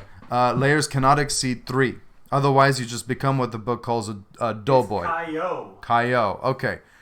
Otherwise, you become a doughboy. You're not invulnerable. You're immobile. That's how the book puts it. So you have 3 layers. Each armor that layers is -1 incumbency value. That's -1 to your reflexes, combat bonuses, stuff like that. So yeah, you could have, let's say, 14 stopping power jacket, 12 stopping power vest, 8 stopping power shirt, 14, 24, 26, 27, 29, 30, 34. So yeah, you have 34 stopping power. Congratulations. You also have a -3 to shoot, dodge, run. That's not that bad, to be honest. Yeah, I think so. It racks up because you also get negatives. Can I get my Crocs? Yeah. You'd think so, but it also racks up. It's just this Sorry, guys. It's okay. No. Where's the other one? Might be by Arnag. Do you see another one by you, Arnag? Oh, Donnie was playing. Oh, it's right here. I see it. But those negatives are going to rack up when you go into mortal levels. Now, the game has a really convoluted way of doing it. They say, like, you have -3 to your reflexes or some shit like that. I don't bother with that. How I do it is your mortal level is your negatives to combat bonuses. If you're mortal 1, -1. You have an incumbency value of 3, it just became a 4. Yeah. So it adds up. And you are right. It's best to... It is a good idea to layer armor, but let me continue. I don't allow layering hard armor. Mm-hmm. You can have 1 hard armor, and I will allow you to layer 1 soft armor over it. Mm-hmm. But it has to be within reason. It can't be Kevlar. You can't wear Kevlar over or underneath Metal Gear or like hard armor like that. That is ridiculous. It won't work because the armor doesn't stretch that way. It'd be far too heavy underneath. It would just make you immobile. The way I would do it is I would allow you to wear armored clothes underneath Metal Gear. You can do that. But hard armor really is the big boss of all this. And the reason why is because it offers the most protection. So that's the one I'm very careful. I don't allow a lot of layering. So I will allow... Metal Gear has an incumbency value onto itself. Also, I forgot to mention, armor, like a flak vest, is going to have its own incumbency value as well. Oh, yeah, of course. You're already... So now you have, let's say, a -2 incumbency value from... You might have racked it up to a -6. Yeah, you could... And when you reach Mortal 2, you're -6. Yeah. So you got to be careful. Now with Metal Can your body stat counteract it? No. Okay. No. I think it should. Yeah. But it's just not done that way, and I can see why. Because when you wear too much stuff, it just really messes with your flexibility. It has nothing to do with your body. Your arms can't move the way that they could without it. We're drinking Pacifico, Jay Robinson, by the way. Hey. There you go. Cheers. I was going to say, what about... There's also that thing about layering. When you walk into an establishment and you look like you have marshmallows under your vest or under your shirt, you stick out like a sore thumb. That's a bad thing. It's a very bad thing. Everyone's like, okay, who's this tough guy? Why is he wearing all this protection? Like, should I be worried about something? Are we about to get shot up? Yeah. So that's another thing you should be telling your characters. Booster gangs are going to be watching you like, this guy's wearing this much armor. What does he have on him? Yeah. Why? What's so special about him that he needs to be protected that way? In his back pocket, is there like 10, 20,000 euro dollars or something?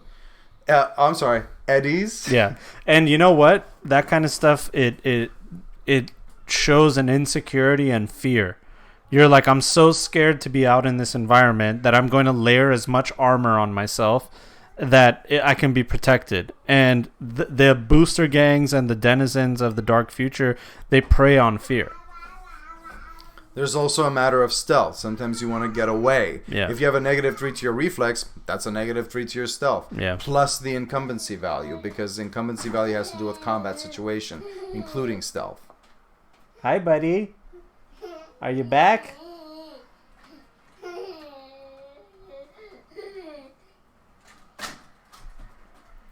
All right. So that's a roundabout way of talking about incumbency. What's up?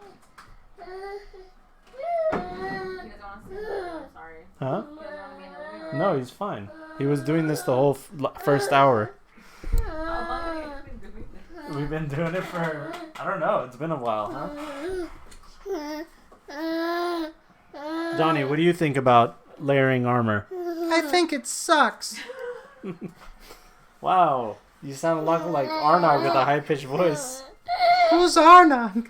If you guys have any other questions about your campaigns, let us know. Lay 'em on us. Lay 'em on us. Let's hear him.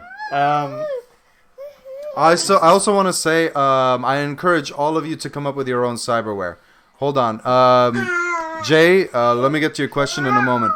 I want to encourage not you. I want to encourage all of you to come up with your own cyberware. Just make sure that it's balanced. Let me give you an example. I do the same. There's regular skin weave. What I did was I came up with variants. Why? Everyone gets skin weave. Because you'd have to be an idiot not to.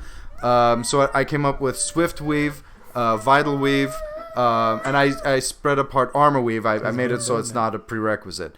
I said that skin weave gives a 12 stopping power, armor weave gives an 18 as per normal, does not give body bonuses, which to me doesn't make any sense. Hush you. Which to me doesn't make sense because there's no description in there saying how it increases your muscle mass or anything like that. So what I did was it gives 18 stopping power, but you still get stuck with the negative. It's basically a permanent incumbency value. -1 reflex, -1 movement. Swift weave, it gives only 6 stopping power. The reason why is because the rest of the space that's meant for the muscular tissue, the myofascial tissue, and etc., all of that is dedicated instead of protection to wire the nervous system together more completely, like shortcuts of the nervous system to get to your brain faster and your brain to your body faster, giving you a +2 to initiative and +1 to reflexes.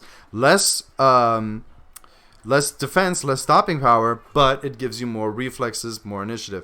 Vital weave, the way that I put it was that space is instead used to cover vital areas of the body, including, let's say, joints, major tendons, major arteries, major veins, heart, lungs, stuff like that. So what you end up with is, again, 6 stopping power, which you have a +2 to your death save, and I gave one more thing. I don't remember what. BTM, maybe? That's right, a -1 to your BTM, body type modifier.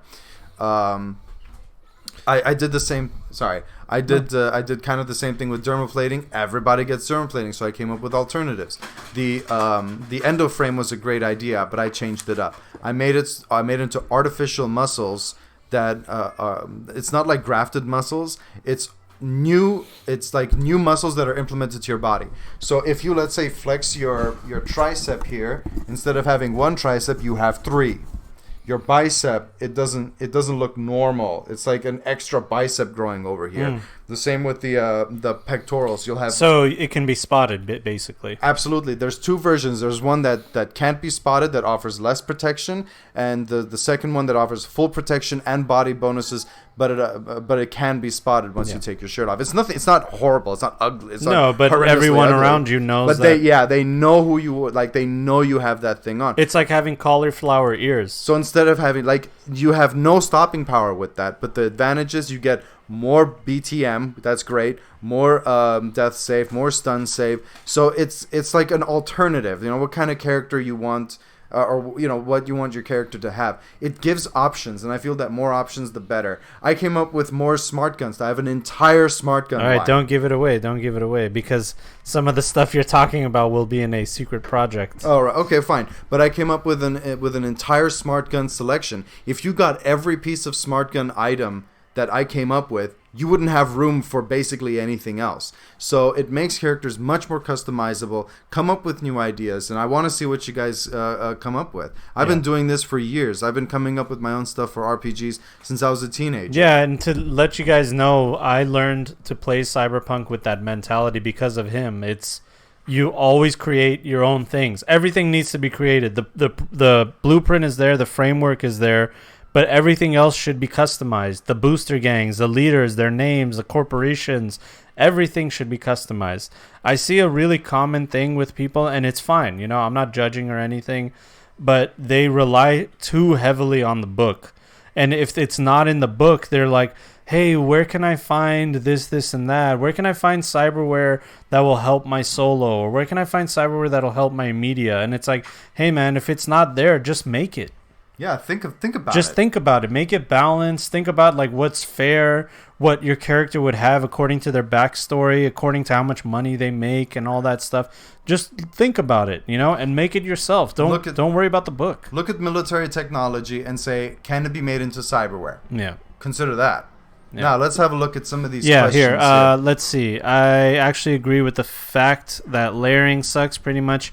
Your weave cyberware and then one piece of armor, highest SP wins the day.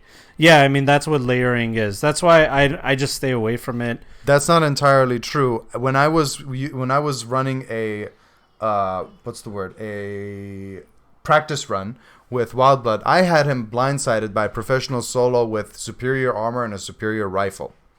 What I did with Wildblood is I had him use his expert assassination along with hide and evade, a high intelligence along with a high stat in hide and evade, which I got by the rules, and I used that to trick the solo into a very unfavorable situation where Wildblood feigned as if he got wounded, but he has pain editor. So he ran as if he's trying to get away from him, as if he's trying to run for his life. It was a false retreat. Led him into a trap where Blood was waiting for him on a vantage point. The guy did not make his awareness check the first time. Second time he did, but both times he got killed. The reason why is because that vantage point with an AR-15 using armor-piercing rounds shredded. Oh well, yeah, guy. Armor-piercing rounds. That's the other thing we forgot to mention. Armor-piercing rounds, they ruin all OP characters. If you got somebody that wants to layer armor, make sure that the bad guys they go up against have armor-piercing rounds. Have acid rounds. Excuse me, John. Forget about those. The big daddy, the big boss, the one thing, the character killer is high-velocity ammunition, 50 caliber. Oh yeah, higher. Of course. That thing quarters on. Okay, well this. It almost killed my Netrunner last time we played. Well, this is the way I do it. In the rule book, I'll tell in the rules how high-velocity rounds are done. Quarters armor, all armor, including hard armor. Half damage to the wearer, and the minimum damage it does is 10d10. Yeah. Okay, here's how I do it. Quarter armor, all armor, of course, double damage to the wearer. You're dead. Yeah. This thing is meant to take out tanks. If you think you're gonna be a flesh and blood creature, if it's a 50 cal machine gun, that doesn't take out tanks. I'm talking about a 50 caliber Barrett antimatter rifle. Oh well, that's like a specialized rifle, yeah, a sniper rifle. It's still a 50. It's considered a. It's anti-armor. Anti-armor, weapon. yeah. That thing's. It's meant to shoot out engines. And if you get shot with a Modus, the 50 caliber machine gun you're talking about, the Terminator would be shredded. Yeah, no, of course. So yeah, the 50 cal really is the game ender. That's why I don't allow 50 cals in my games. If someone says, "Hey, I want to get a 50 caliber machine gun rifle, whatever," I'm gonna say, "Hey, good luck getting it, man." I love this question. Slash All Flash Studios asks, you might have already answered this, but have you guys ever played as PCs instead of GMs? If so, what were your characters? What would your next character be? I'm gonna use them. I'll be back. Okay, go ahead. I'll definitely answer that. I want you to be here when I'm answering some of it. So, right. But I'll talk. Why don't you answer another question until I come? No. I mean, I'll talk about it while you're in the bathroom. Okay. I used to want to play really badly, and so this is how it obviously starts. Like, you want to play, right? You want to play. You don't want to run a game if you never fucking played it, right? So I wanted to play. I didn't know what to do. Arnag said, okay, we'll play some one-on-one sessions. I went to his house and we played one-on-one sessions for weeks, and I had a blast. That character, the first one, I believe died. I mean, first session died, and then the next time we made a new character, and his name was Marcus, and he was a corrupt cop. Now, he'll come back and we'll talk about it. So I learned how to be a player then through him. Then eventually I ran a game and he played in my games. He also had played in other games before that. I used to think that I was forever GM and I could never play a game. But to be honest with you guys, I've been loving writing, preparing, and making these sessions and doing all that. I'm having more fun doing that than actually playing the game. And if I were to have a game that I can play in, I would still want to be a GM. That's like my first love. You know what I mean? It's so fun being the creator of a world and problem solving and adapting and improvising and doing all the things that you do as a GM. I really see it as like a scholarly pursuit, you know? You're reading books, you're reading literature, you're creating literature. You're taking ideas you're taking inspiration from the outside, and you're making some awesome things with it. So any of you guys out there that are thinking about being a GM, I mean, I couldn't recommend it highly enough. I love it. So to answer the question, my first character in Cyberpunk died like right away. Second character was Marcus. It wasn't the first one. No, I don't even remember the first character dying at all. I thought he died. No, I don't think so. Because I don't remember thinking. I would have remembered thinking, "Oh, I feel bad for his dog." I just remember you had the Protect and Serve book, and you were like, "All right, John, we're gonna play. What do you want to play?" And I was like, "Well, I don't want to be a solo because everybody's a fucking solo." Your first character was a solo. My first character was a solo, and I was like, "Yeah, but I feel like there's more to this game than this solo." Your second. My second character was Marcus. That's right. He was a cop. He was a corrupt cop. All right. I mean, oh my God, he would shake people down for parking tickets. Like, you know what I mean? He was just like a piece of shit cop. And he had this cool, elaborate world where my cousin Blondie was the police chief. That's not her real name, by the way. Yeah, these are all nicknames and or code names. And Blondie would find me work, and I would go out and do work for various criminal organizations that have the Night City Police Department in their pocket. And I was one of the cops that did it. That character later on went to another game that Arnag ran where we played with his old buddies, and I killed one of the characters in that game, and that was the last time we played. It was like a sour moment. It was not a good thing. It happened really poorly, and like we never talked to each other again. And I don't want to get into it, but it was a bad experience. It shouldn't have happened. But that's my that's the last time I actually played in a game. Well, don't worry. After that, I was a GM. You'll play soon. I'm gonna ref before long. Come on, man. I've been waiting, dude. All right, talk about your characters that you've played. The very first character I ever made in Cyberpunk was a corporate. Interesting. He had no cyberware whatsoever. And surprisingly, he was like the sole survivor right next to Jeff's super character. Of course. Let's see. That character was abandoned because Nick was a real flake. Like, the guy would run a game once a year, 6 months, something like that. Oh, Jesus. That's not even a game. No, it's not a game. That's just him, getting it out of his system. Yeah. It's like a fucking camel. He just gets a little bit of Cyberpunk, and he's good for a long, long time after. My second character was a prowler.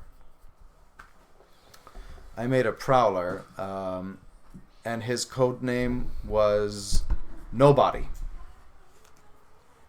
And this was in Nick's game? Yeah, again, another character that was abandoned. Yeah.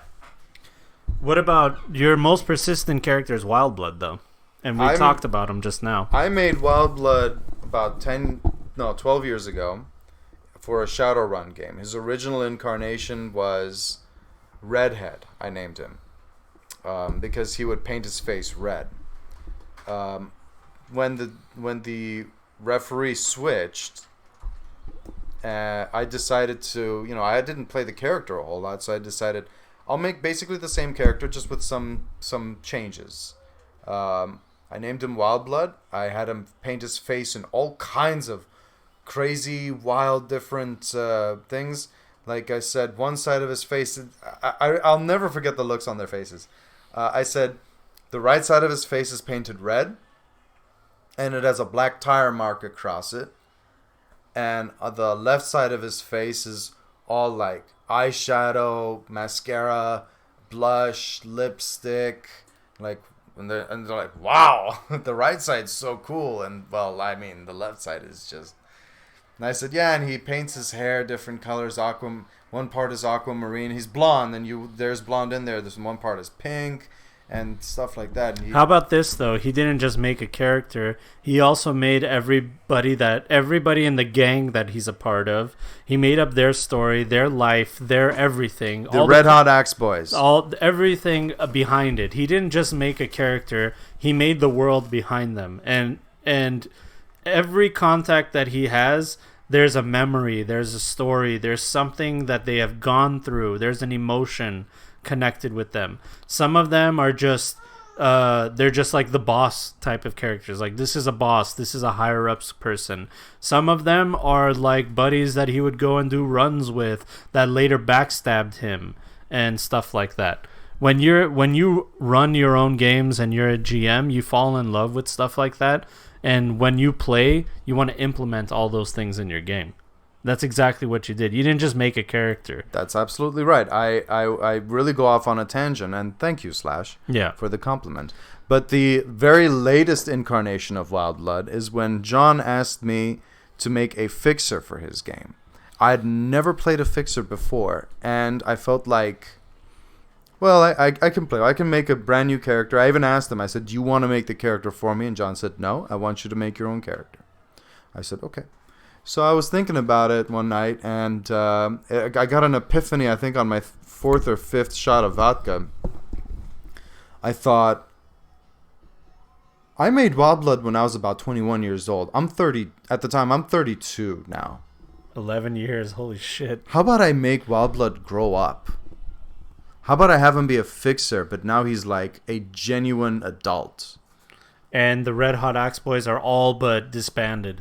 Yeah, the Axe Boys were attacked, and they were almost all wiped out. Yeah. So the way I did it was I came up with a whole new concept for Wildblood. He now has he went to prison for, I think it was 7 years. Yeah, I think that's what the life path said. He actually, I wasn't in the life. There's no prison in the life path. Me and you, we discussed it. We came to an agreement on it. But anyway, he was in prison for years. He got prison tattoos associated with the crew that he was part of in prison. He made connections over there. Like one of his tattoos is the Death Tarot from the tarot deck. Yeah, but which, by the way, to interrupt you, this is one of the things I love about Arnag. He added an element that I never even thought of, which is the tattoos that you get in prison indicate so many things about you, and just the tattoos in general. If you're looking for work, you have explained that. So he has his Death Tarot that was originally on his chest. I decided to put that on his arm. I have a sketch of the character. When he's looking for work, he exposes it. That's a flag. It's a symbol to those who know. He's looking for work. He's looking to take care of, to wrap up a problem for you in exchange for money. He has an eye tattoo over here just under his trachea, surrounded by a snake. It has a black teardrop. All these things mean something. It means that he babysat, so he lulled his intended target into a false state of safety and murdered him. The black teardrop is the guilt that he feels for that specific assassination. The eye represents that he's an enforcer. That's his rank. He's a higher mid-rank member of the crew. So you get it. He has all these tattoos. So that's his resume. When he unbuttons his shirt and shows that, he's telling you who he is. Mm-hmm. And if you don't know who he is, then you have no business talking to him. He has other tattoos as well. I can go on. But. Yeah, no, it's okay, but we get the picture. So he's an adult now, and his skills changed. I went with expert assassination. I gave him a higher intelligence. So he went from being like this hot-headed, wild, chaotic street punk who's just on the edge of cyberpsychosis.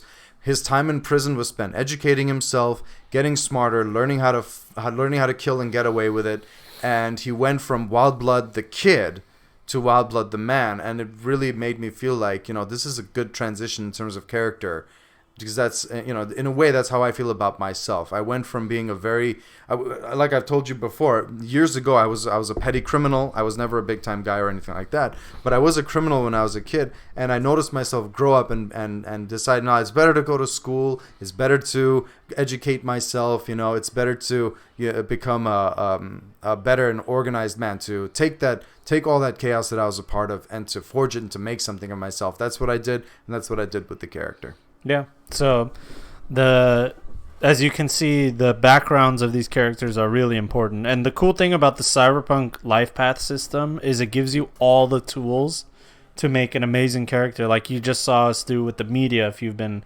paying attention. And we can literally do this all day. We could literally do it all day. You just throw something at us. If there's a character you wanted to make or an idea that you had for your campaign, we just go like nonstop, with this whole thing. So, yeah, that's it to answer your question. When will I ever play again is up to Arnag, really, because there's nobody else telling me that they're going to try to run a game. Nobody's invited me to their games. And to be fair, I don't really have time to join a lot of games. I would love to play in a game that you run at that FLGS that we play at. Well, I promise you I'll come up with something. Okay. Maybe just a one-shot. You could use the pre-generated characters. I already have an idea. Okay, there you go. I'm not going to say no more, fam. The other thing is, I did want to talk about the difference between online play and playing in person. Hold on, wait a minute. We got DJ Speed Beef Castle. How do you use AI in your games? Oh, that's a wonderful question. So, the thing about AI is if you do not rein in the possibilities of what AI can do, then it can just derail your whole story. It can mess up everything. And it just depends on you and what you like. I like to add realism in my game. So if there's like a rampant AI out there, what's going to stop it? I don't know. That's just too much to think about. In my games, AIs do basic things for us so we don't have to do them. Like they figure out algorithms, they run businesses. Like think about an ice cream parlor. It's the future. You don't want to hire employees, so you have an artificial intelligence that controls robotic arms throughout this place, and it serves people ice cream, rings them up, calls the police when they steal, locks the doors, shuts the windows, and does everything that you need it to do. It's a completely automated ice cream parlor. Now, you can't just have that be a robot with no intelligence. It has to have a little bit of nuance, and that's where an AI would come in. So multiply that in other aspects. What does the military use the AI for? What do common people use the AI for? Is your valet an actual guy when you go to a restaurant, or is it just some system or AI system that parks your car for you? So that's how I use AI in my games. The alternative would just be too much to deal with, I think, having like AIs and stuff like that. The way I do AI is as long as one of the players' characters don't want to have a self-aware artificial intelligent character, I'm fine. The reason why is because I have this weird thing where, to me, the idea of self-aware AI just pisses me off. It's not that I'm uncomfortable with it. I'm just thinking, how the fuck can an AI become self-aware? It has no central nervous system. It has no desires of its own. There's no psychology or pathology or anything like that. It's not a complex organism. It's a machine. But it knows of its existence. That's the idea of it, I guess. Okay, fine. Then then having desires or stuff like that, wanting to do things, the only thing it can want to do is what it's programmed to do. And that is What if it's programmed to figure out what it wants to do? It's like an endless loop. Then it just sits there and jacks off for the rest of its existence. Yeah. So that's what I'm saying. It can devolve. Again, really. I'm going to bring up Nicholas again. This prick really wanted a self-aware AI to spark some revolution in the cyberpunk world that would overthrow corporate corruption. I swear, I don't know what meth this guy's on when he comes up with stupid shit like this. But when I told him that AI cannot be self-aware, and I don't care about the theories or any conspiracies therein. This is my standpoint on this subject. If an AI is going to go self-aware, I want a very detailed explanation as to how it happened. You, of course, didn't have one. So when it comes to AI, I don't want anything that's self-aware. I don't want any of that shit. But if you're asking about artificial intelligence in everyday life, well, I'll use John's example of an ice cream parlor. Mm-hmm. It's going to be fully automated, sure, but the person at the register, that is going to be a person. The reason why is because an AI could mess up in some way, some order. Siri does it all the time. And also, it's really impersonal. Could you imagine ordering from Siri instead of a person? Yeah, but who cares about personal? It's all about John, dollar. They bring it in. I'm telling you, like having a cute waitress brings in the customer. No, I agree with you. I agree. But what if you have an AI system that it's a holographic image of like a Japanese schoolgirl, and that's what those anime dudes like, and that's why they come to that ice cream parlor. I would rather have a human who dresses up like an anime girl because these guys have hope. Because they have hope that they can, if they keep showing up and spending money and tipping. Those are helpful answers, guys. Thanks. You got it, Beef Castle. Because they have hope. You know, it's about economics. This is psychology we're talking about. This is why there's people out there who are freaking out that human beings are going to become obsolete in the workspace. Yeah. Bullshit. We're not going anywhere. No, you need a person there. You're right. Hold on. I'm not done. It's not just one person. Because that one person is going to go stir crazy by herself, right? So the way I would do it is I would have 2 people on shift. So what did we do? We cut down an ice cream parlor that would need 5-6 people down to 2. Now we're saving up on cost. And we also need a manager for them. Also, the manager needs to double up as the maintenance guy, because what if the AI starts fucking up? Got to know how to shut it down and check on the problems. Manager needs to know basic maintenance of the AI. There you go. And then somebody that is like, that's the other thing. IT is bigger than ever now. Oh yeah, absolutely. You know, IT is like the most important. An ice cream parlor has IT. That's how important it is. There you go. So the example that he gave and the example that I just gave, that's from the top down, from the White House to the military to the CIA down to Burger King and the rest of them. Yeah. That's how I do AI. AI does all of the menial stuff. We still need human beings to be able to be innovative, because that's something artificial intelligence cannot do. Yeah.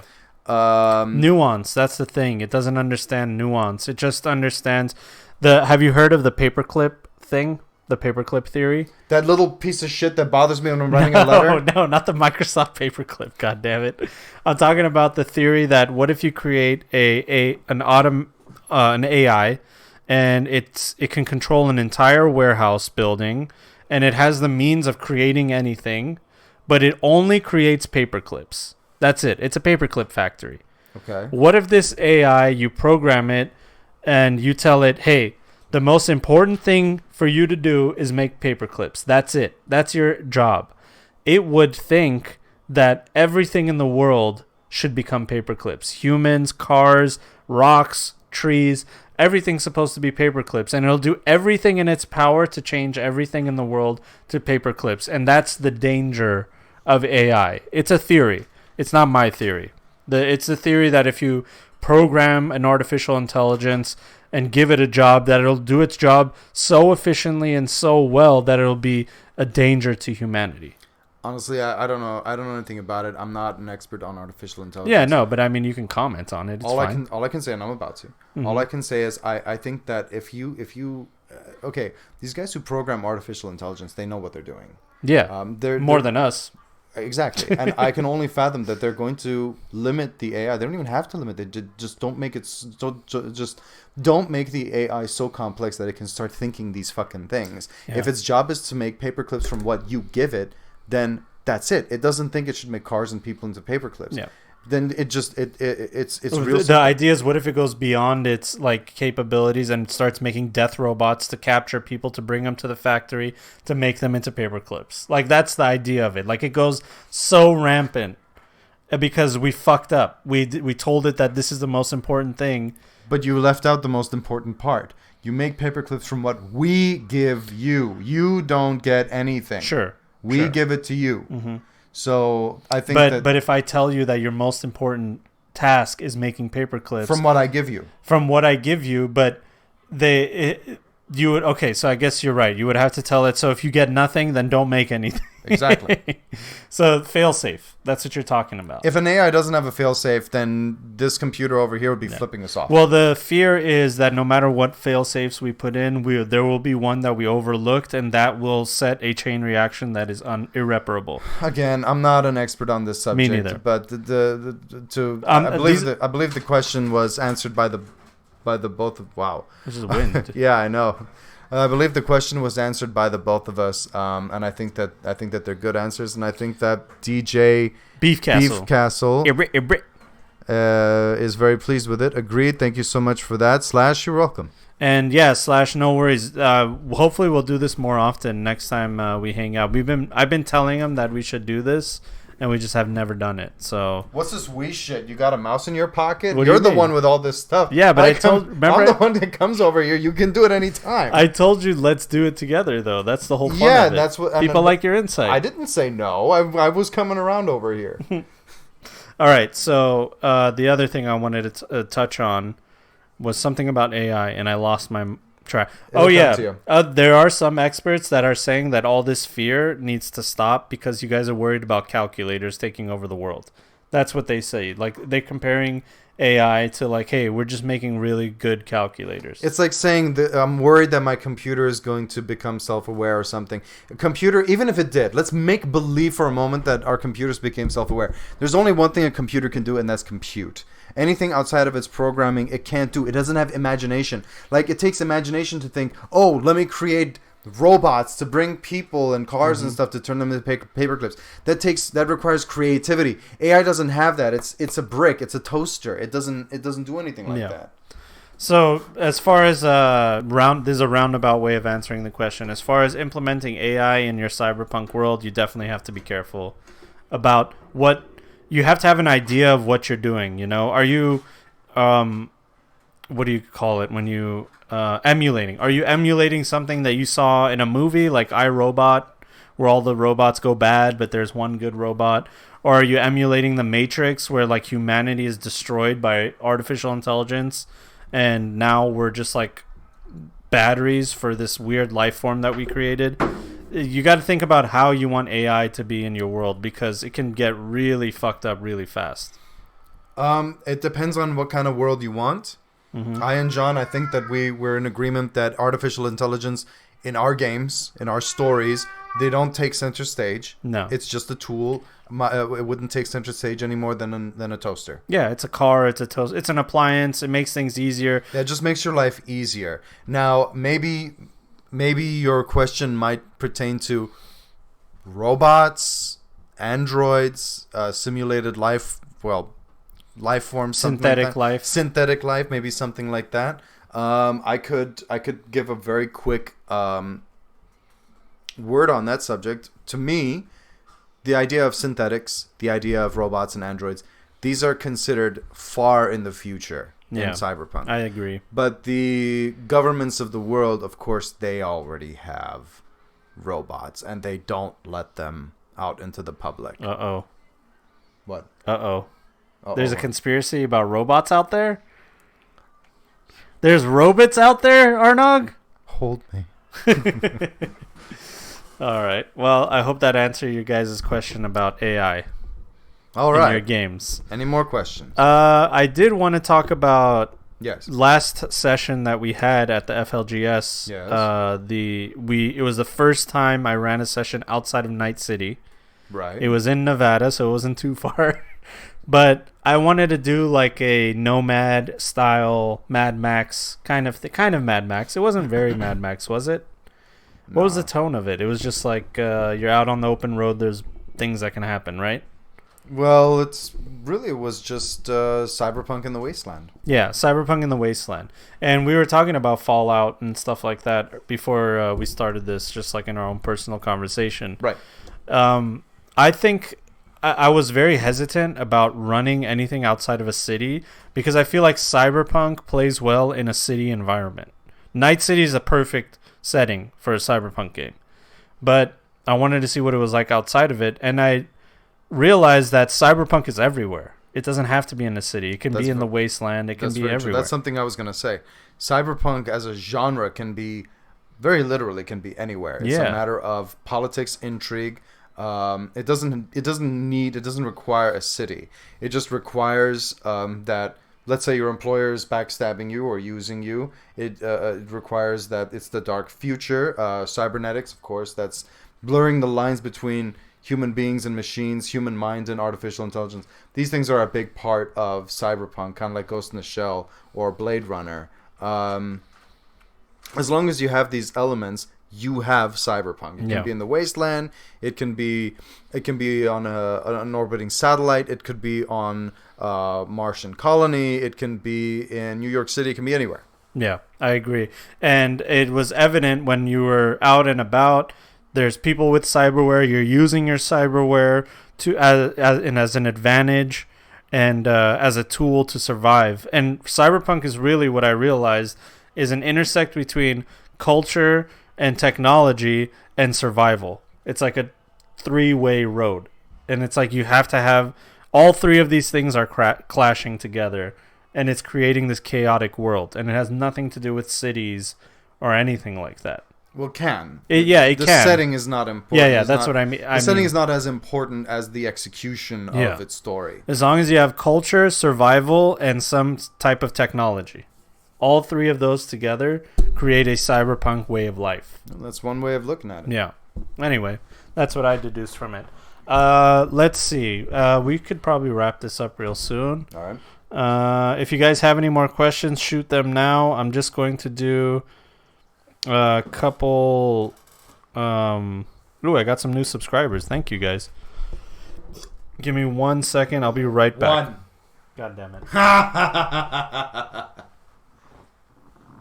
That's now a running joke between me and him. Who can say one when he says, "Give me 1 second"? Like, who can say one first? I won this time.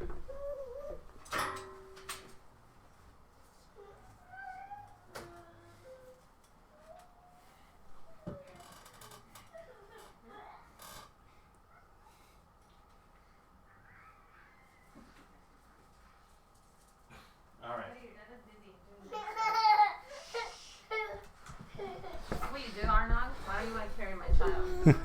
What'd you say? You're not allowed at my house anymore. You can't do this anymore. Slash All Flash Studios asks, how do you feel about clones in your scenarios? And Jay, thanks to both of you for your creativity and keeping the genre going. Hey man, that's what we're doing. One day at a time, baby. We're here for you guys. No need to thank us. How do I feel about clones? I gotta be honest with you, I never really thought about it. I never thought about putting clones into it for the same reason as AI. Having self-aware AI, but not having self-aware clone. When you say clones, I'm kind of curious what you mean by that. Yeah, is it clones? Is it like clones of humans? Are they like stormtroopers or something like that? Or is it that one movie with Schwarzenegger? What the hell was it called? Last Total Recall? No, the one with clones. Jesus Christ. What the fuck? He turned up the light and blinded us. Yeah, I felt like a cop was in my face. I will say about... Oops. You all right, bud? Yeah, I'm just curious, Slash. Do you mean something like mindless clones who just follow orders? Or you talk like used by a corporation? Well, I guess in general, the whole thing. So, let's say... full body clones. That's not what I meant. What we're saying is, are these conscious living beings? Like, do they live their own life? Or is it like I go to a place, I make a clone, they put it in like a vat, and when I die, they take my consciousness and put it in this clone, and it's like another body for me. So I can somehow hyper accelerate its growth? Or they keep it at a certain age, so I can always be 20 or something like that. Yeah, I mean, there's a lot going on over here. It's like hold on. Like complete copies of people grown in vats. To what end? And what do these, like, if I break the vat and I open it and I release this thing, does it have its own consciousness? That's the question you got to ask. And also another question that I have is, why are these complete copies being grown in vats in the first place? What exactly is what are they trying to accomplish? The world is overpopulated. Like, we don't need more people. We don't need copies. Yeah, and So why are they doing it? And if I'm an all rich, powerful person, I don't need to make a copy of myself because that's just another person to compete with, and now they know everything about me. Or well, actually, a clone is not going to know anything about you. Hold on, what's this? That's a good question. Never thought about it. Well, there you go. Yeah. So the idea of clones is an interesting idea. Like it might be feasible if, let's say, there's some narcissist out there who thinks, oh, I want to have a child who's exactly like me, so take my DNA and put it in a vat and make a clone baby, and then I'll be a single parent and I'll raise this child by myself. Yeah. But he's basically me. I don't know what kind of a narcissist who's so in love with the sound of his own farts would do Hideo something like Kojima. that. Okay. That's literally the plot of Death Stranding. I stand corrected. But yeah, other than I can't really think of anything like the idea of a clone army to me does not work any more than an army of AI that becomes self-aware. That doesn't make sense to me. An army of clones that do not become self-aware is equally as ridiculous. They have a central nervous system. They have hormones. They are developed. They have cognitive development. Yeah. The idea that they just remain mindless clones who continue following orders blindly and aimlessly. I think what Slash is asking, so he says, I guess really anything, these are more for scenario points, but in the end it may be for replacing other people for, I don't know, shady agendas. So I think what he's talking about is you take snatching. you take someone's DNA, you make a clone of them, then you get rid of the original person, then you implant that person. Yeah, and it's like a puppet like government. You know what I mean? Okay. Like that'll get so convoluted, dude. I like the idea as a which one's the real me, and that's an idea that's it's been done. Yeah, it's been done. It's been done a lot, and it's a cool like adventure to go on and maybe be the center of a campaign, and maybe programmed in Braindance. Yeah, maybe that's where you bring your AI from. You put an AI into a clone and stuff like that. I think it's a package, babe. It's a package. Programmed by Braindance or not, it's still completely unreliable. It's just not reliable. I mean, you could do it through like chips and stuff, but ultimately, if you want to, I mean, why not just program the original person? Yeah. You just grab him, chip him, Braindance program him. There you go. You got exactly. And what's more is it takes a very, very long time to program someone with Braindance and to get them onto their chips and to reprogram them in that way. Could you imagine growing a clone onto adulthood and then doing the Braindance? And it would take forever. The thing about that idea is it is theoretically possible because all the information that's in your brain, there's a finite number to it. It is a certain amount, terabytes of data, right? So if you can get a hard drive that can hold that amount of data, theoretically, if we can find some way to put that data on a hard drive, do we technically have your consciousness on a hard drive? That's a question. Well, that's a question for individual authors. Exactly, and that's maybe it's spiritual, maybe it doesn't work. It's a question that might not be able to be answered in our lifetime. But let's say, just for the sake of a story like Altered Carbon, as Jay asks, what's your thoughts on Altered Carbon series? And the pen and paper RPG that is being worked on, would you be interested in playing it? What's Altered Carbon? So Altered Carbon is a book that is also a series on Netflix, and it's a really cool cyberpunk series on Netflix. It's about, the idea of it is your consciousness can be in a hard drive or something, and then it can go into any body after you die. And the rich and the powerful all have sleeves, as they call these bodies. They have them in these warehouses, and when they die, they just go in their sleeve and come back home. And it's their way of being immortal. And like you have people that are like hundreds of years old because they've been able to do that. So that's the plot of the idea of Altered Carbon. Man, could you imagine a fucked up life like that? Yeah, it's terrible. I wouldn't want to wake up to a fucking... Imagine the kind of things you would do for thrills. If you were like 150 years old. Oh my God, I'd shove a fire hydrant up my ass. Something, anything, just happen, please. Now, as far as the pen and paper RPG, I didn't see it. I was actually happy that it wasn't using the D&D system because I was assuming that it would. But it doesn't. It uses a totally different system. It is interesting. Personally, I don't really have time to play any other RPG other than Cyberpunk. I've decided, like, this is what I'm going to play. This is all I'm going to play until someday I have the time for it. But right now, Cyberpunk's my one and only love. Don't worry, John. I'm gonna have you in my Mythos game before long. There you go. Is that what you're calling the Cthulhu thing that you're working on? It's not Cthulhu. I've moved Lovecraft. away. I've moved away from a lot of Lovecraft stuff. I took a lot of inspiration from him, but I decided, you know what? No more. I'm not using anything from him. Yeah. I've decided to branch off. I said, I get paying respects and stuff to the original, but I thought, you know what?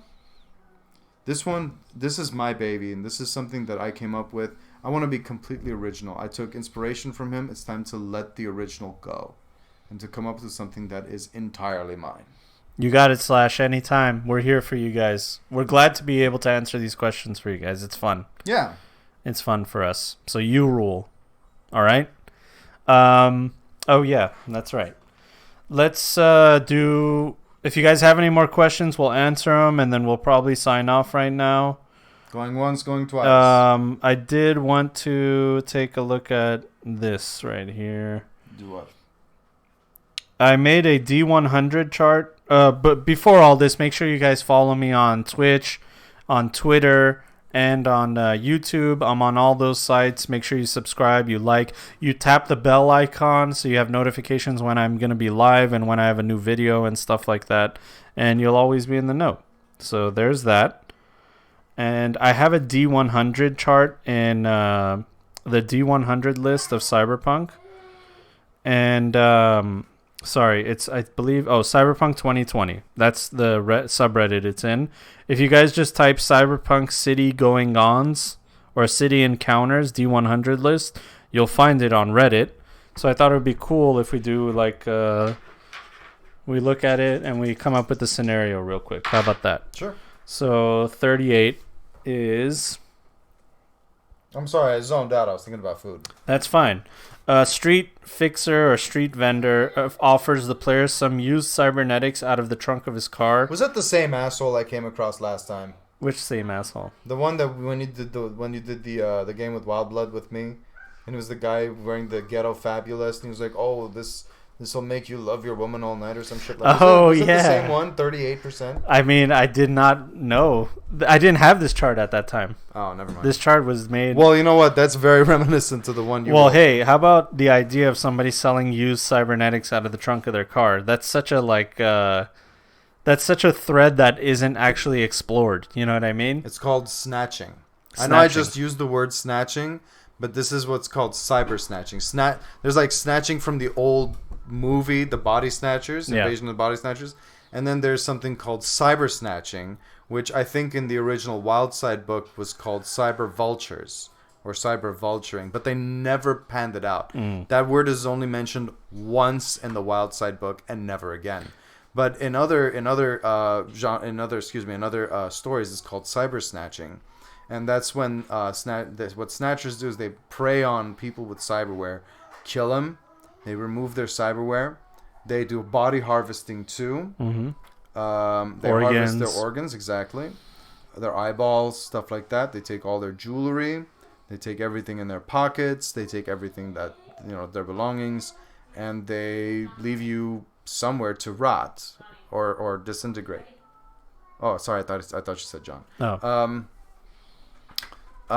Yeah, that's why, dudes. One thing I want to say is, if you choose to run in a Cyberpunk game, if you choose to run a Cyberpunk game, or if you choose to be a player in one, you're fine. You have to know that if you're dealing with the likes of, for instance, boosters, they're very likely to try and snatch you in some form. This guy's a DJ. Sorry, how do I find that list again? D100 cyber. Here, I'll link it in chat right now. Yeah, and let me finish what I'm saying, which is, you're typically worth more to boosters dead than alive. So if you're running a game, they don't want to talk to the players. They're not interested in anything they have to say. They're not going to negotiate. They're not going to back down. They'll just attack. They're a stone's throw from cyberpsychosis, if not just regular psychosis. So they don't give a shit. Most of them probably didn't even expect to make it to whatever age they're at, 20, 30. Exactly. So if you're a player and you come across like a group of boosters who are saying, "Oh, we'll let you pass if you, I don't know, give us all your money or something like that." Just know that when you hand over your money, they're still going to kill you when you turn your backs to them. So, refs, players, when you're dealing with boosters, please, negotiations are useless. Just remember that, okay? Well, it depends. You might actually it's a case by case situation, but you're talking about criminals that don't give a shit about anything. Their empathy is like they don't empathize with anybody because the world is not fair. It's never been fair to them. So why should they start being the good guys all of a sudden? Well, I want to also state that there's a difference between booster gangs and other types of gangs. Yeah. Now, in the core book, there's the different types. I'm going to go over my different types of gangs. To me, there are two major types of gangs. There are the boosters and the combat gangs. Combat gangs are basically, more or less, gangs of veterans, so you could consider them solo gangs, except they're not solos by definition. Mm-hmm. They're trained. They are trained. They have veterancy. They've either served in a branch of the military and are a veteran, or they were trained by one of the members or a known veteran in the area, or like private corporate security, or something like that. Could be. Yeah. Again, the prerequisites change from gang to gang, of which there are many. The idea is they've had training. Now, what I did with poser gangs is I tore that apart. Mm-hmm. With posers, what I did was I made it a scene instead of a gang.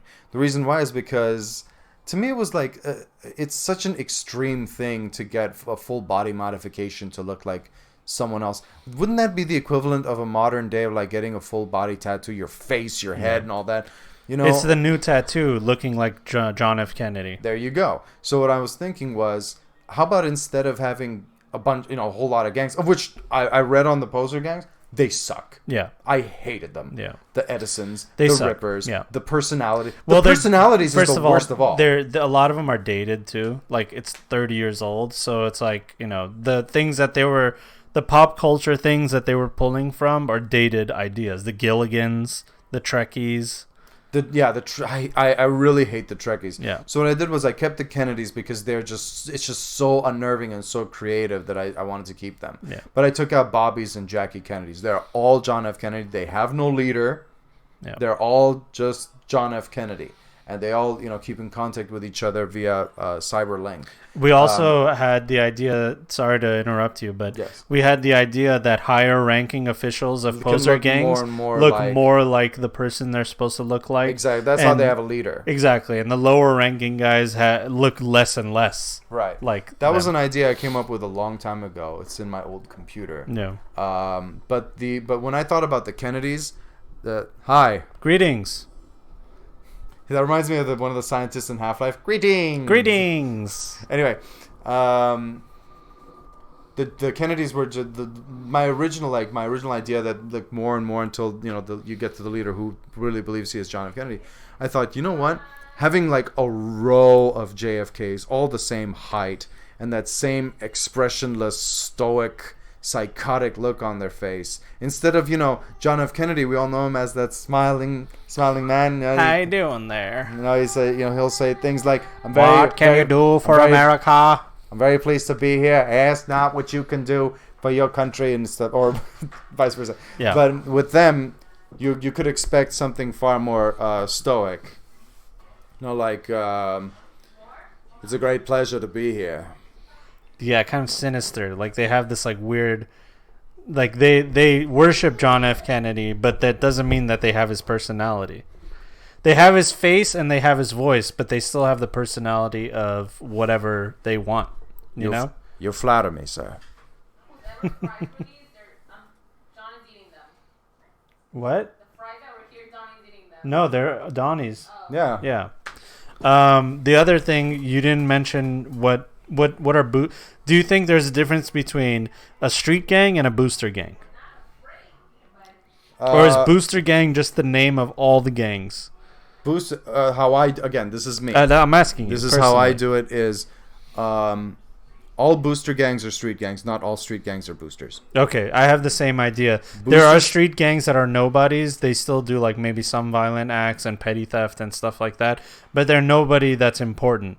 Booster gangs are the ones that actually can take over a territory, are respectable, keep it. The police corporations will not. The corporations, Depending on their size and strength, the corpse will not fuck with them. A corp firm will not fuck with them. Mm-hmm. The police probably will try and avoid them if they can.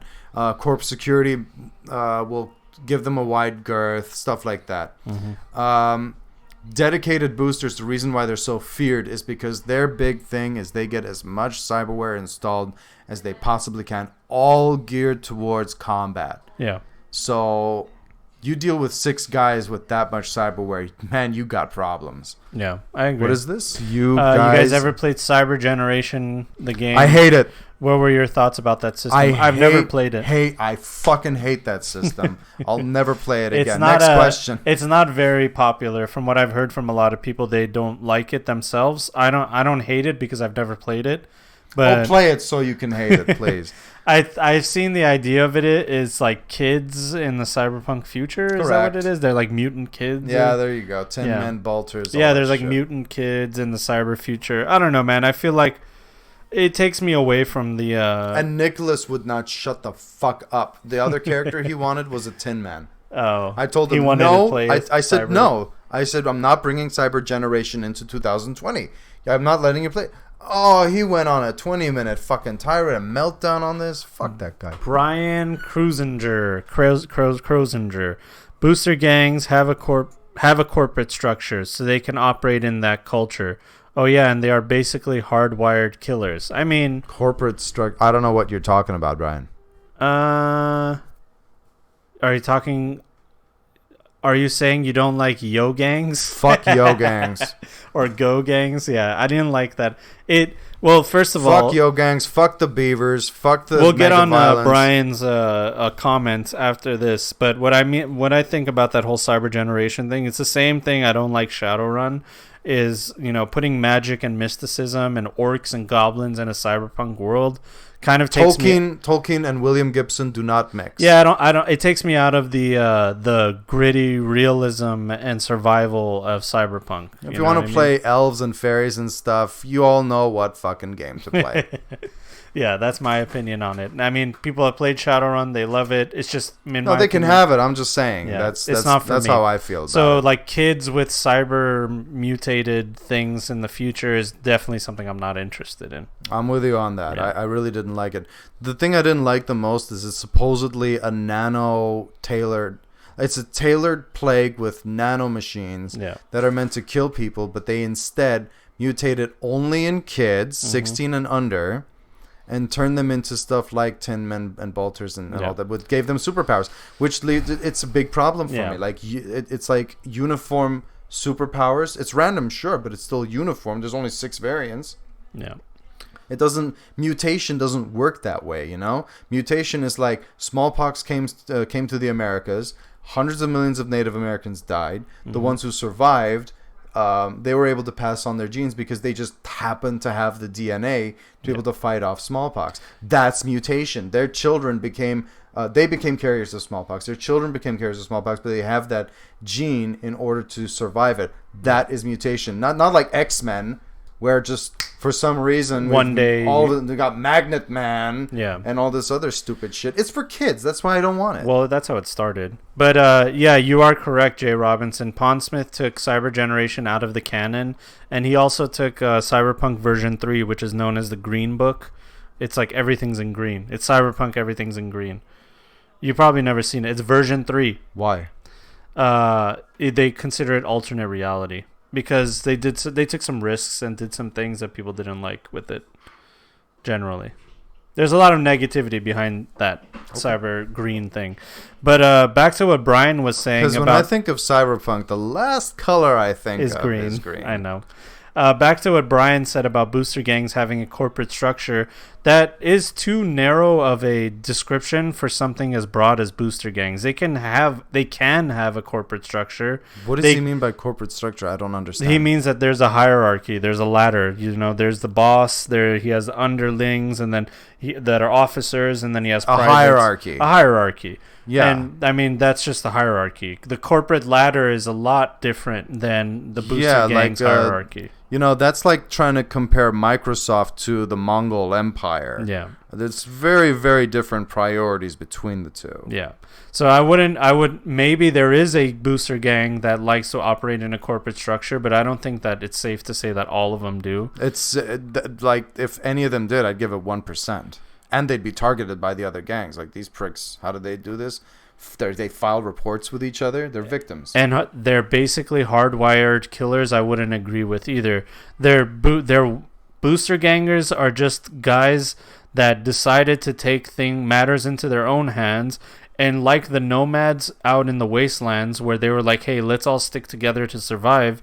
Booster gangs are like, hey, I'm sick of getting fucked over by corporations and the government. I'm sick of this. Fuck this job, and fuck this 1-bedroom apartment, and fuck this car, and fuck all these bills too while you're at it. You know what? I'm just going to go out, and the next person I see, I'm going to smash the windows of their car. I'm going to rob him. I'm going to pull him out of the car. I'm going to rob him, and if he gives me any lip, I'll put his brains all over the sidewalk, take his car, and drive it back to my buddy's house, where we're going to drink some smash and do it all over again tomorrow. And that's what I think of when I think of booster gangers. I don't disagree with you that they are hardwired killers. The reason why is because of cyberpsychosis. Yeah, cyberpsychosis can make you that way. What I'm saying is they're not all that way. The way I do it is they are. If it's a booster gang, that's how they are. But if they could be just some street gang, they could be like the Piranhas, right? They're not boosters, but they could still just say, I've had it with this fucking job. I'm going to go out and I'm going to steal a car and I'm going to kill the guy who's in it. I'm going to drive my friend's house out in the sticks. We're going to drink some smash, and guess what? We're going to keep drinking smash. Yeah, exactly. So to me, a booster is very defined. It's one. Well, the thing is, they go to their buddy's house and then their buddies have other buddies with them, and next thing you know, they've made a gang. Exactly, but the point I'm trying to make is on what defines a booster. And I will agree with Brian on that one. That in order to even be considered a booster gang, they have to be killers. It's mandatory. Yeah, you have to kill. Absolutely, you have to. So I agree with him on that. But for you to be hardwired to kill, I don't know about that. Well, define hardwired. That means like you have cyberware that is implanted in. You know what? What is that? I don't think he means. Brian, can you clarify what you mean? Clarify that. Do you mean like? Do you have like chips, or why are you programmed to kill? That's what it sounds like. Because I don't take it that way. I think what he means is these guys are just so used to killing that it's second nature to them. That it's just, they might do it for fun or something like that. Culture, sponsorship. The structure was not the right word. Booster gang culture is like the corporate culture. I don't know. I feel like there's more loyalty in booster gangs than in corporations. Yeah, which is saying a lot. That's crazy if you think about it. Yeah. They're more loyal to each other than corporates are to each other. Yeah. That's insane. Corps are looking for a way to stab each other in the back all the time. So, but if you want to get into the corporate, basically the corporate is somebody that also wanted to change their life. And instead of rebelling against the system, they said, you know what? I don't mind being a cog in the machine because it gives me a better life. What's more is what's required of a corporate within their corporation it's way different than what's required or expected from a booster. There's etiquette. Could you imagine if a booster turned in a resume to a corporation? Even consider you have to have etiquette. You have to have come from a good family. You gotta wear that fucking suit. You gotta go to school. If I take you to dinner with my other corporate friends, you can't embarrass me. Because if you do, that's my fucking ass, dude. Yeah, and you're taking the bill, and we're ordering $500 champagne. With boosters, here's the initiation. You see that row of guys with baseball bats? You're going to walk through them. Yeah. Your hand touches the floor. You're going to walk up. Yeah, you're going to walk through Hold on. If your hand touches the floor, you die, and you end up in the desert tonight. If you make it through, your jacket's waiting for you. There it is. Very, very different cultures. And then your first job is this mark. Oh, yeah. While you're at it, you're going to take this, see this AK? Yeah. I want you to go and kill that guy down that way. Who is he? I don't know, and you shouldn't give a fuck. Who is he? He's a guy that's about to die from your AK in 2 minutes. Who is he? Wrong guy, wrong place. Go kill him, come back. That's it. And that's the initiation. For a corporate, it's a lot of you scratch my back, I'll scratch yours. You do right this favor before I for me. Fuck you up the ass. Exactly. It's so all you will do it to me first. Let's see here. Jay Robinson, John, what do you think about Carbon 2185? Would you recommend buying it for source material? I know it runs on 5th edition D&D rules, but that's all I know. I know nothing about what he's To be honest, yeah, you did. We read it. Remember, they have rats. Do what? They had like rat enemies, and it's like a cyberpunk D&D world. Oh wait, yeah, that stupid thing. I do not recommend it whatsoever. Hold on, let me grab it real quick for the people in here. I mean, if you want a good laugh, then by all means go for it. But apart from that, it's trash. We know you're here, Donnie. We know. Little Tarzan over here. Ah. Carbon 2185. I own a copy of it. I backed it on Kickstarter. Got it in the mail. It's a beautiful book. It has beautiful art in it. The D&D 5e system is a very simple system. It works really well. What's up, Jimbles? And would I recommend it to people? Listen, if you're familiar with D&D and you are okay... Hold on, John. I'm striking a pose. All right, there you go. If you're familiar with D&D, it doesn't necessarily mean that you will like this book I don't. that much. The thing about this RPG is it borrows heavily from Japanese elements like mechs and robots and samurai and bushido and all the other tired things that we've all seen 1,000 times before. I mean, the title has it in Japanese, like right under it. It says Carbon 2185. Look, I don't have anything against that, but if that's like a core element of your book, it's tired. Like, we've done it before. You know what I mean? The future being Japanese font has been in use since the 80s. Yeah. And it's over. This idea that Japan is the economic future, that shit is over. It's China now. Yeah. So if anything, have it be in Chinese. At least have it be in Chinese. It'll be different. There's also things about this book that I personally don't like. Like in D&D, when you want to cast a fireball spell, you fucking cast the fireball spell, and that's it. If you know the spell, you...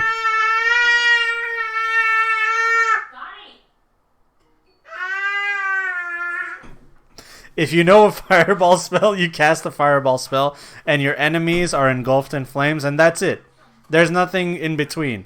In Cyberpunk, there's more nuance to how you kill somebody. Where are they? What are the conditions? Or how are you good at shooting your gun? 3-round burst. 3-round burst. Single round, fire. Are they armored or not armored? Magazine. There's so many things that go into Cyberpunk. So much nuance that it really takes the genre and makes it something else. You know, it makes Cyberpunk something else. Carbon 2185 might as well be alternate reality D&D. That's how it feels to me. I mean, the two big things that I didn't like about this book. I already know what you're gonna bring up. Well, the first one is there is a class and their name is the Hacker. I knew it. And I know exactly what you're going to. At level 1, they have an ability called Exploding Grenade, and the range is 60 feet. All right? For those of you that play D&D, that's 6 squares. 6 squares, okay? No, sorry. No. Meters to feet. It's 5 times... 5 times 6 is... No. I'm sorry. Not 5. It's 10. It's 10. No, it's not 10. It's 5 feet is a square. So 5 times... How many meters in 60 feet? No. It's not meters. 5 divided by 60. 18.29 meters. It's 12 squares, all right? 12 squares. That's what it is. Dude, each square is a meter. No, each square is 5 feet in D&D. D&D. On D&D? Oh, shit. And I thought each you were square talking is about Cyberpunk In Red. Cyberpunk, it's 2, by the way. It's not 1. 2 meters? Yeah, each square.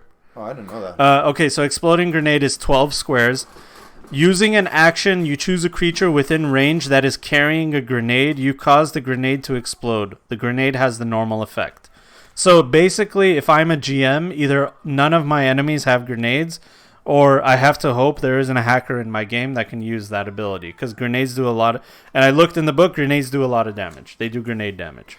So basically, you have a grenade that never misses. As long as somebody's holding one... It doesn't say you have to roll anything. So there's no point in having a grenade. You see a grenade, you point at it, it explodes. If you're bringing a grenade with you, you still have to throw it, meaning you still have to roll, which means you could still roll a 1. Yeah. Versus the hacker who rolls nothing. Yeah. and it just goes off. Now let's What's talk. more is I don't know anyone who can throw a grenade 60 feet. Exactly. So you definitely have all the advantages in terms of a grenade. Yeah. But it's only one subject. Dude, seeing But for someone me- 60 feet away and you just go point at them and their grenade explodes, that's insane. Is there even an explanation? Like, what does the hacker use? He has these 3 like balls with him. Oh, he uses his balls. He tells his ball robots to go. The ball robot goes and explodes the grenade. There's nothing that the enemy can do to stop the ball robot from coming and But stopping him. modern day grenades don't have any sort of artificial intelligence in them. It's a fuse. There's no defense against exploding grenade. It does not offer you a single way, no roll, nothing. But doesn't make sense. Like an old-fashioned grenade, or even a modern. Yeah, you got to pull the pin. You got to take it's it out. It's a fuse. There's no artificial intelligence. How the Exactly. fuck do you hack that? Well, Can they hack a pencil too while they're at it? Listen, man, you just don't understand the future, okay? The other thing that really bothered me about this game, and really, this like summed up the whole idea of why I don't take this game seriously. And look, I don't want the person that made this game to see this and think that I'm talking shit. There's people that will like this. All right, this is my own personal opinion. All right, I'll bet there are. but in Challenge 0, the enemies that it offers you are a civilian, okay, a merchant, a surveillance drone, and a rat. Not a special rat, a regular rat, a normal rodent, is on the same challenge rating as human beings in this game. Now, if I'm a super cybered out, crazy killer guy... I just want to say for the record, I've not met a merchant in my life. First of all, the word merchant is a little antiquated. It's, I don't know. What are you, a leathersmith? Like, yeah, Jesus that's Christ. You're the merchant. Where's the fucking Cooper? But I've yet to meet a merchant or a civilian who can't step on a rat and kill it. Exactly. And why is it even an enemy, dude? Why is it an enemy? Aren't rats like enemies in original, like the first edition D&D, something like that? And yeah, it's like, okay, if I'm even playing then, World they're- of Warcraft, that's like the first enemy I kill. I get it. But we're not playing World of Warcraft, dude. We're playing a cyberpunk game about survival. This one has elements of like synthetic life and AI and black holes and stuff like that, and interdimensional things. Giant robots, They have giant robots, and this is literally like its actions: bite, melee weapon attack +3 to hit, 5-foot target, 1d1 +1 piercing damage. D1? I don't even know what a D1 is. What's a 1d1? Isn't that just a 1? Why not just say 2? Dragon Turtle Games explain! Explain! So there's that, and like I said, they take away a lot of elements. 1d1. Why roll? Why would you roll? Now, it's 1-to-1. Now, everything being said, all right, everything being said, if none of that stuff bothers you from this book has great artwork.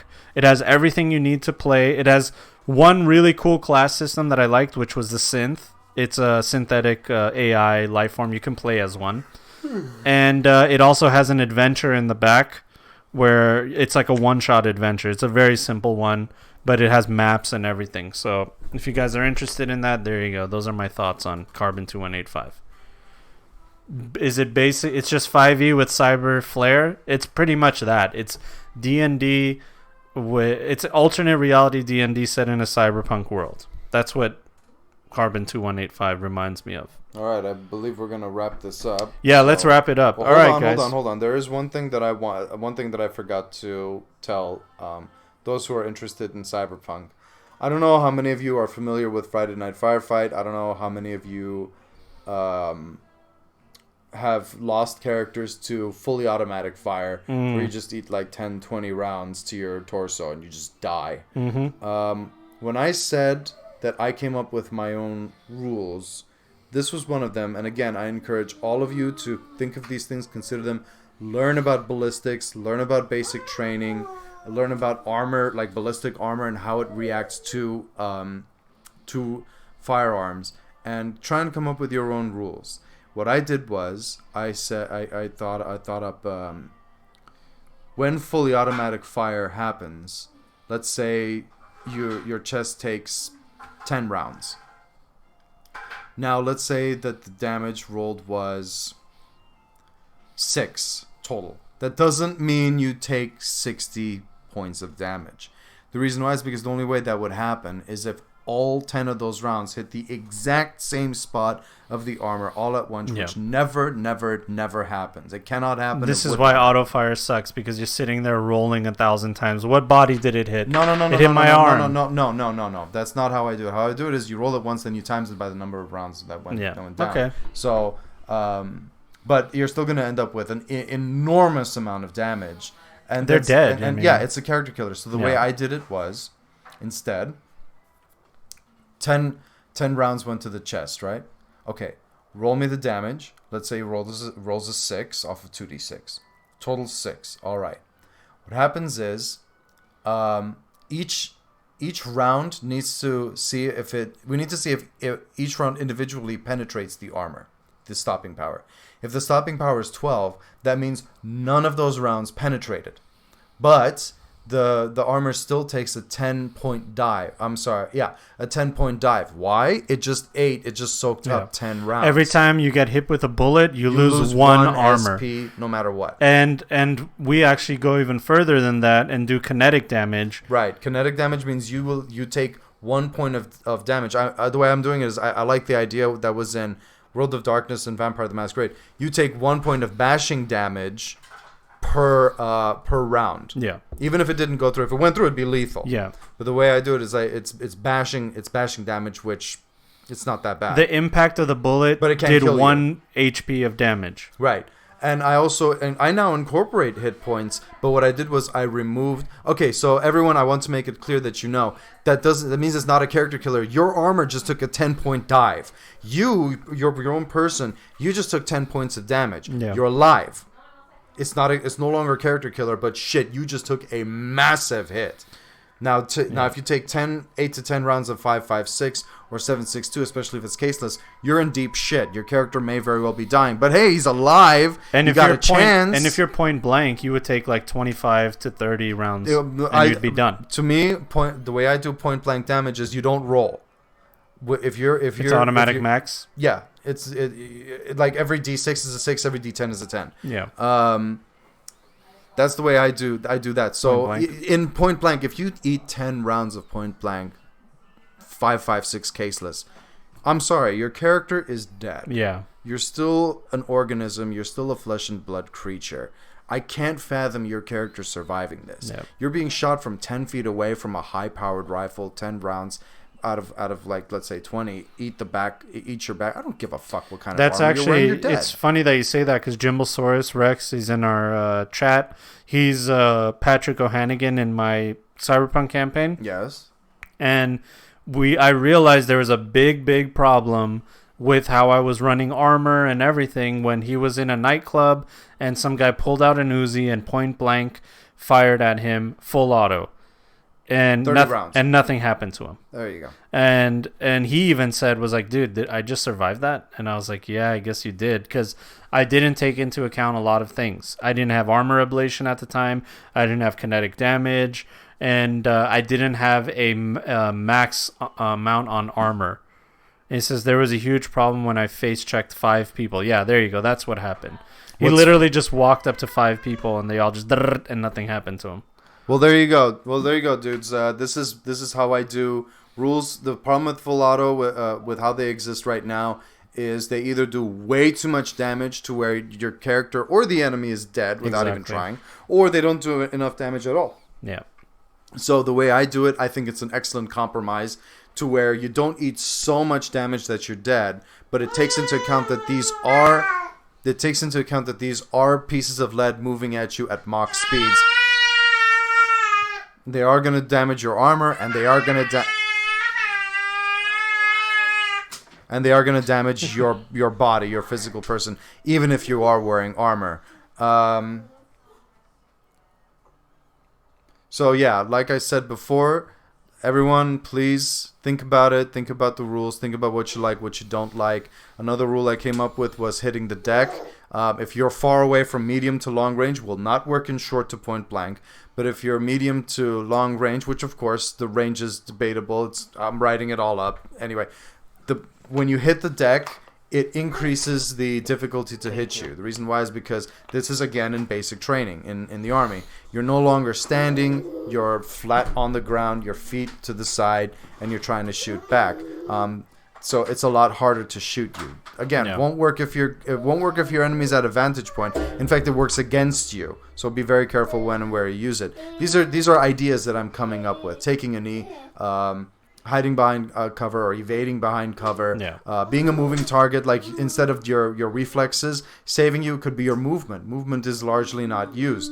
So if you decide I'm going to run from this cover to the next cover, well, it's not your dodge. That's your movement. Yeah. Your movement, your first turn, it's half your movement goes into. I think that's how it should be run. I mean, the second turn, it's full because it takes, in my opinion, it takes most people, the average person, 3 full seconds. Sounds like a reasonable amount of time to go from half your full speed to full speed when you're in a combat situation and your adrenaline is pumping. I think that makes sense. So that makes movement much more important as a stat.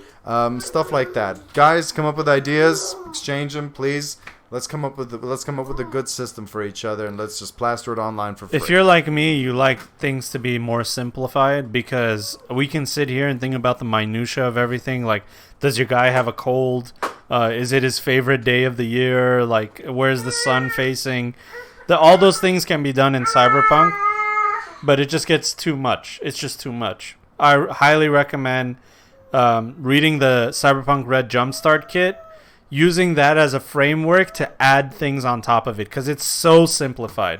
The Red Jumpstart Kit is so simplified to the point where I think it's too simple. So that's a perfect place to get to start from.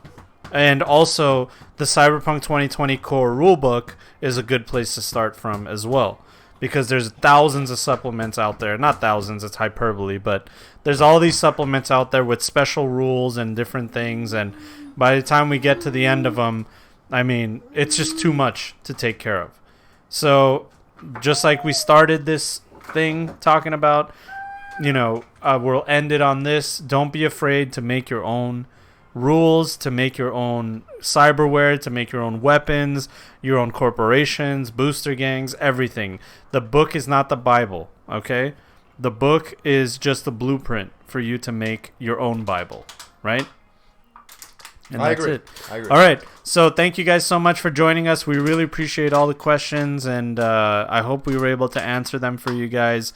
Arnag and I will hopefully do this again sometime in the future. It was fun for both of us, right? Absolutely. All right. He is going to possibly be a part of my Wise Guys game, hopefully sooner than later. And you're welcome, Beef Castle. So tune in for that. Arnag will probably join our Wise Guys session. Next session should be next week on Thursday. But yeah, other than that, we'll see you guys. Have a wonderful day, and thank you for joining us. Have a wonderful time. Goodbye. Later on, boys. Yeah, we'll try to do it more often. Don't worry. Bye.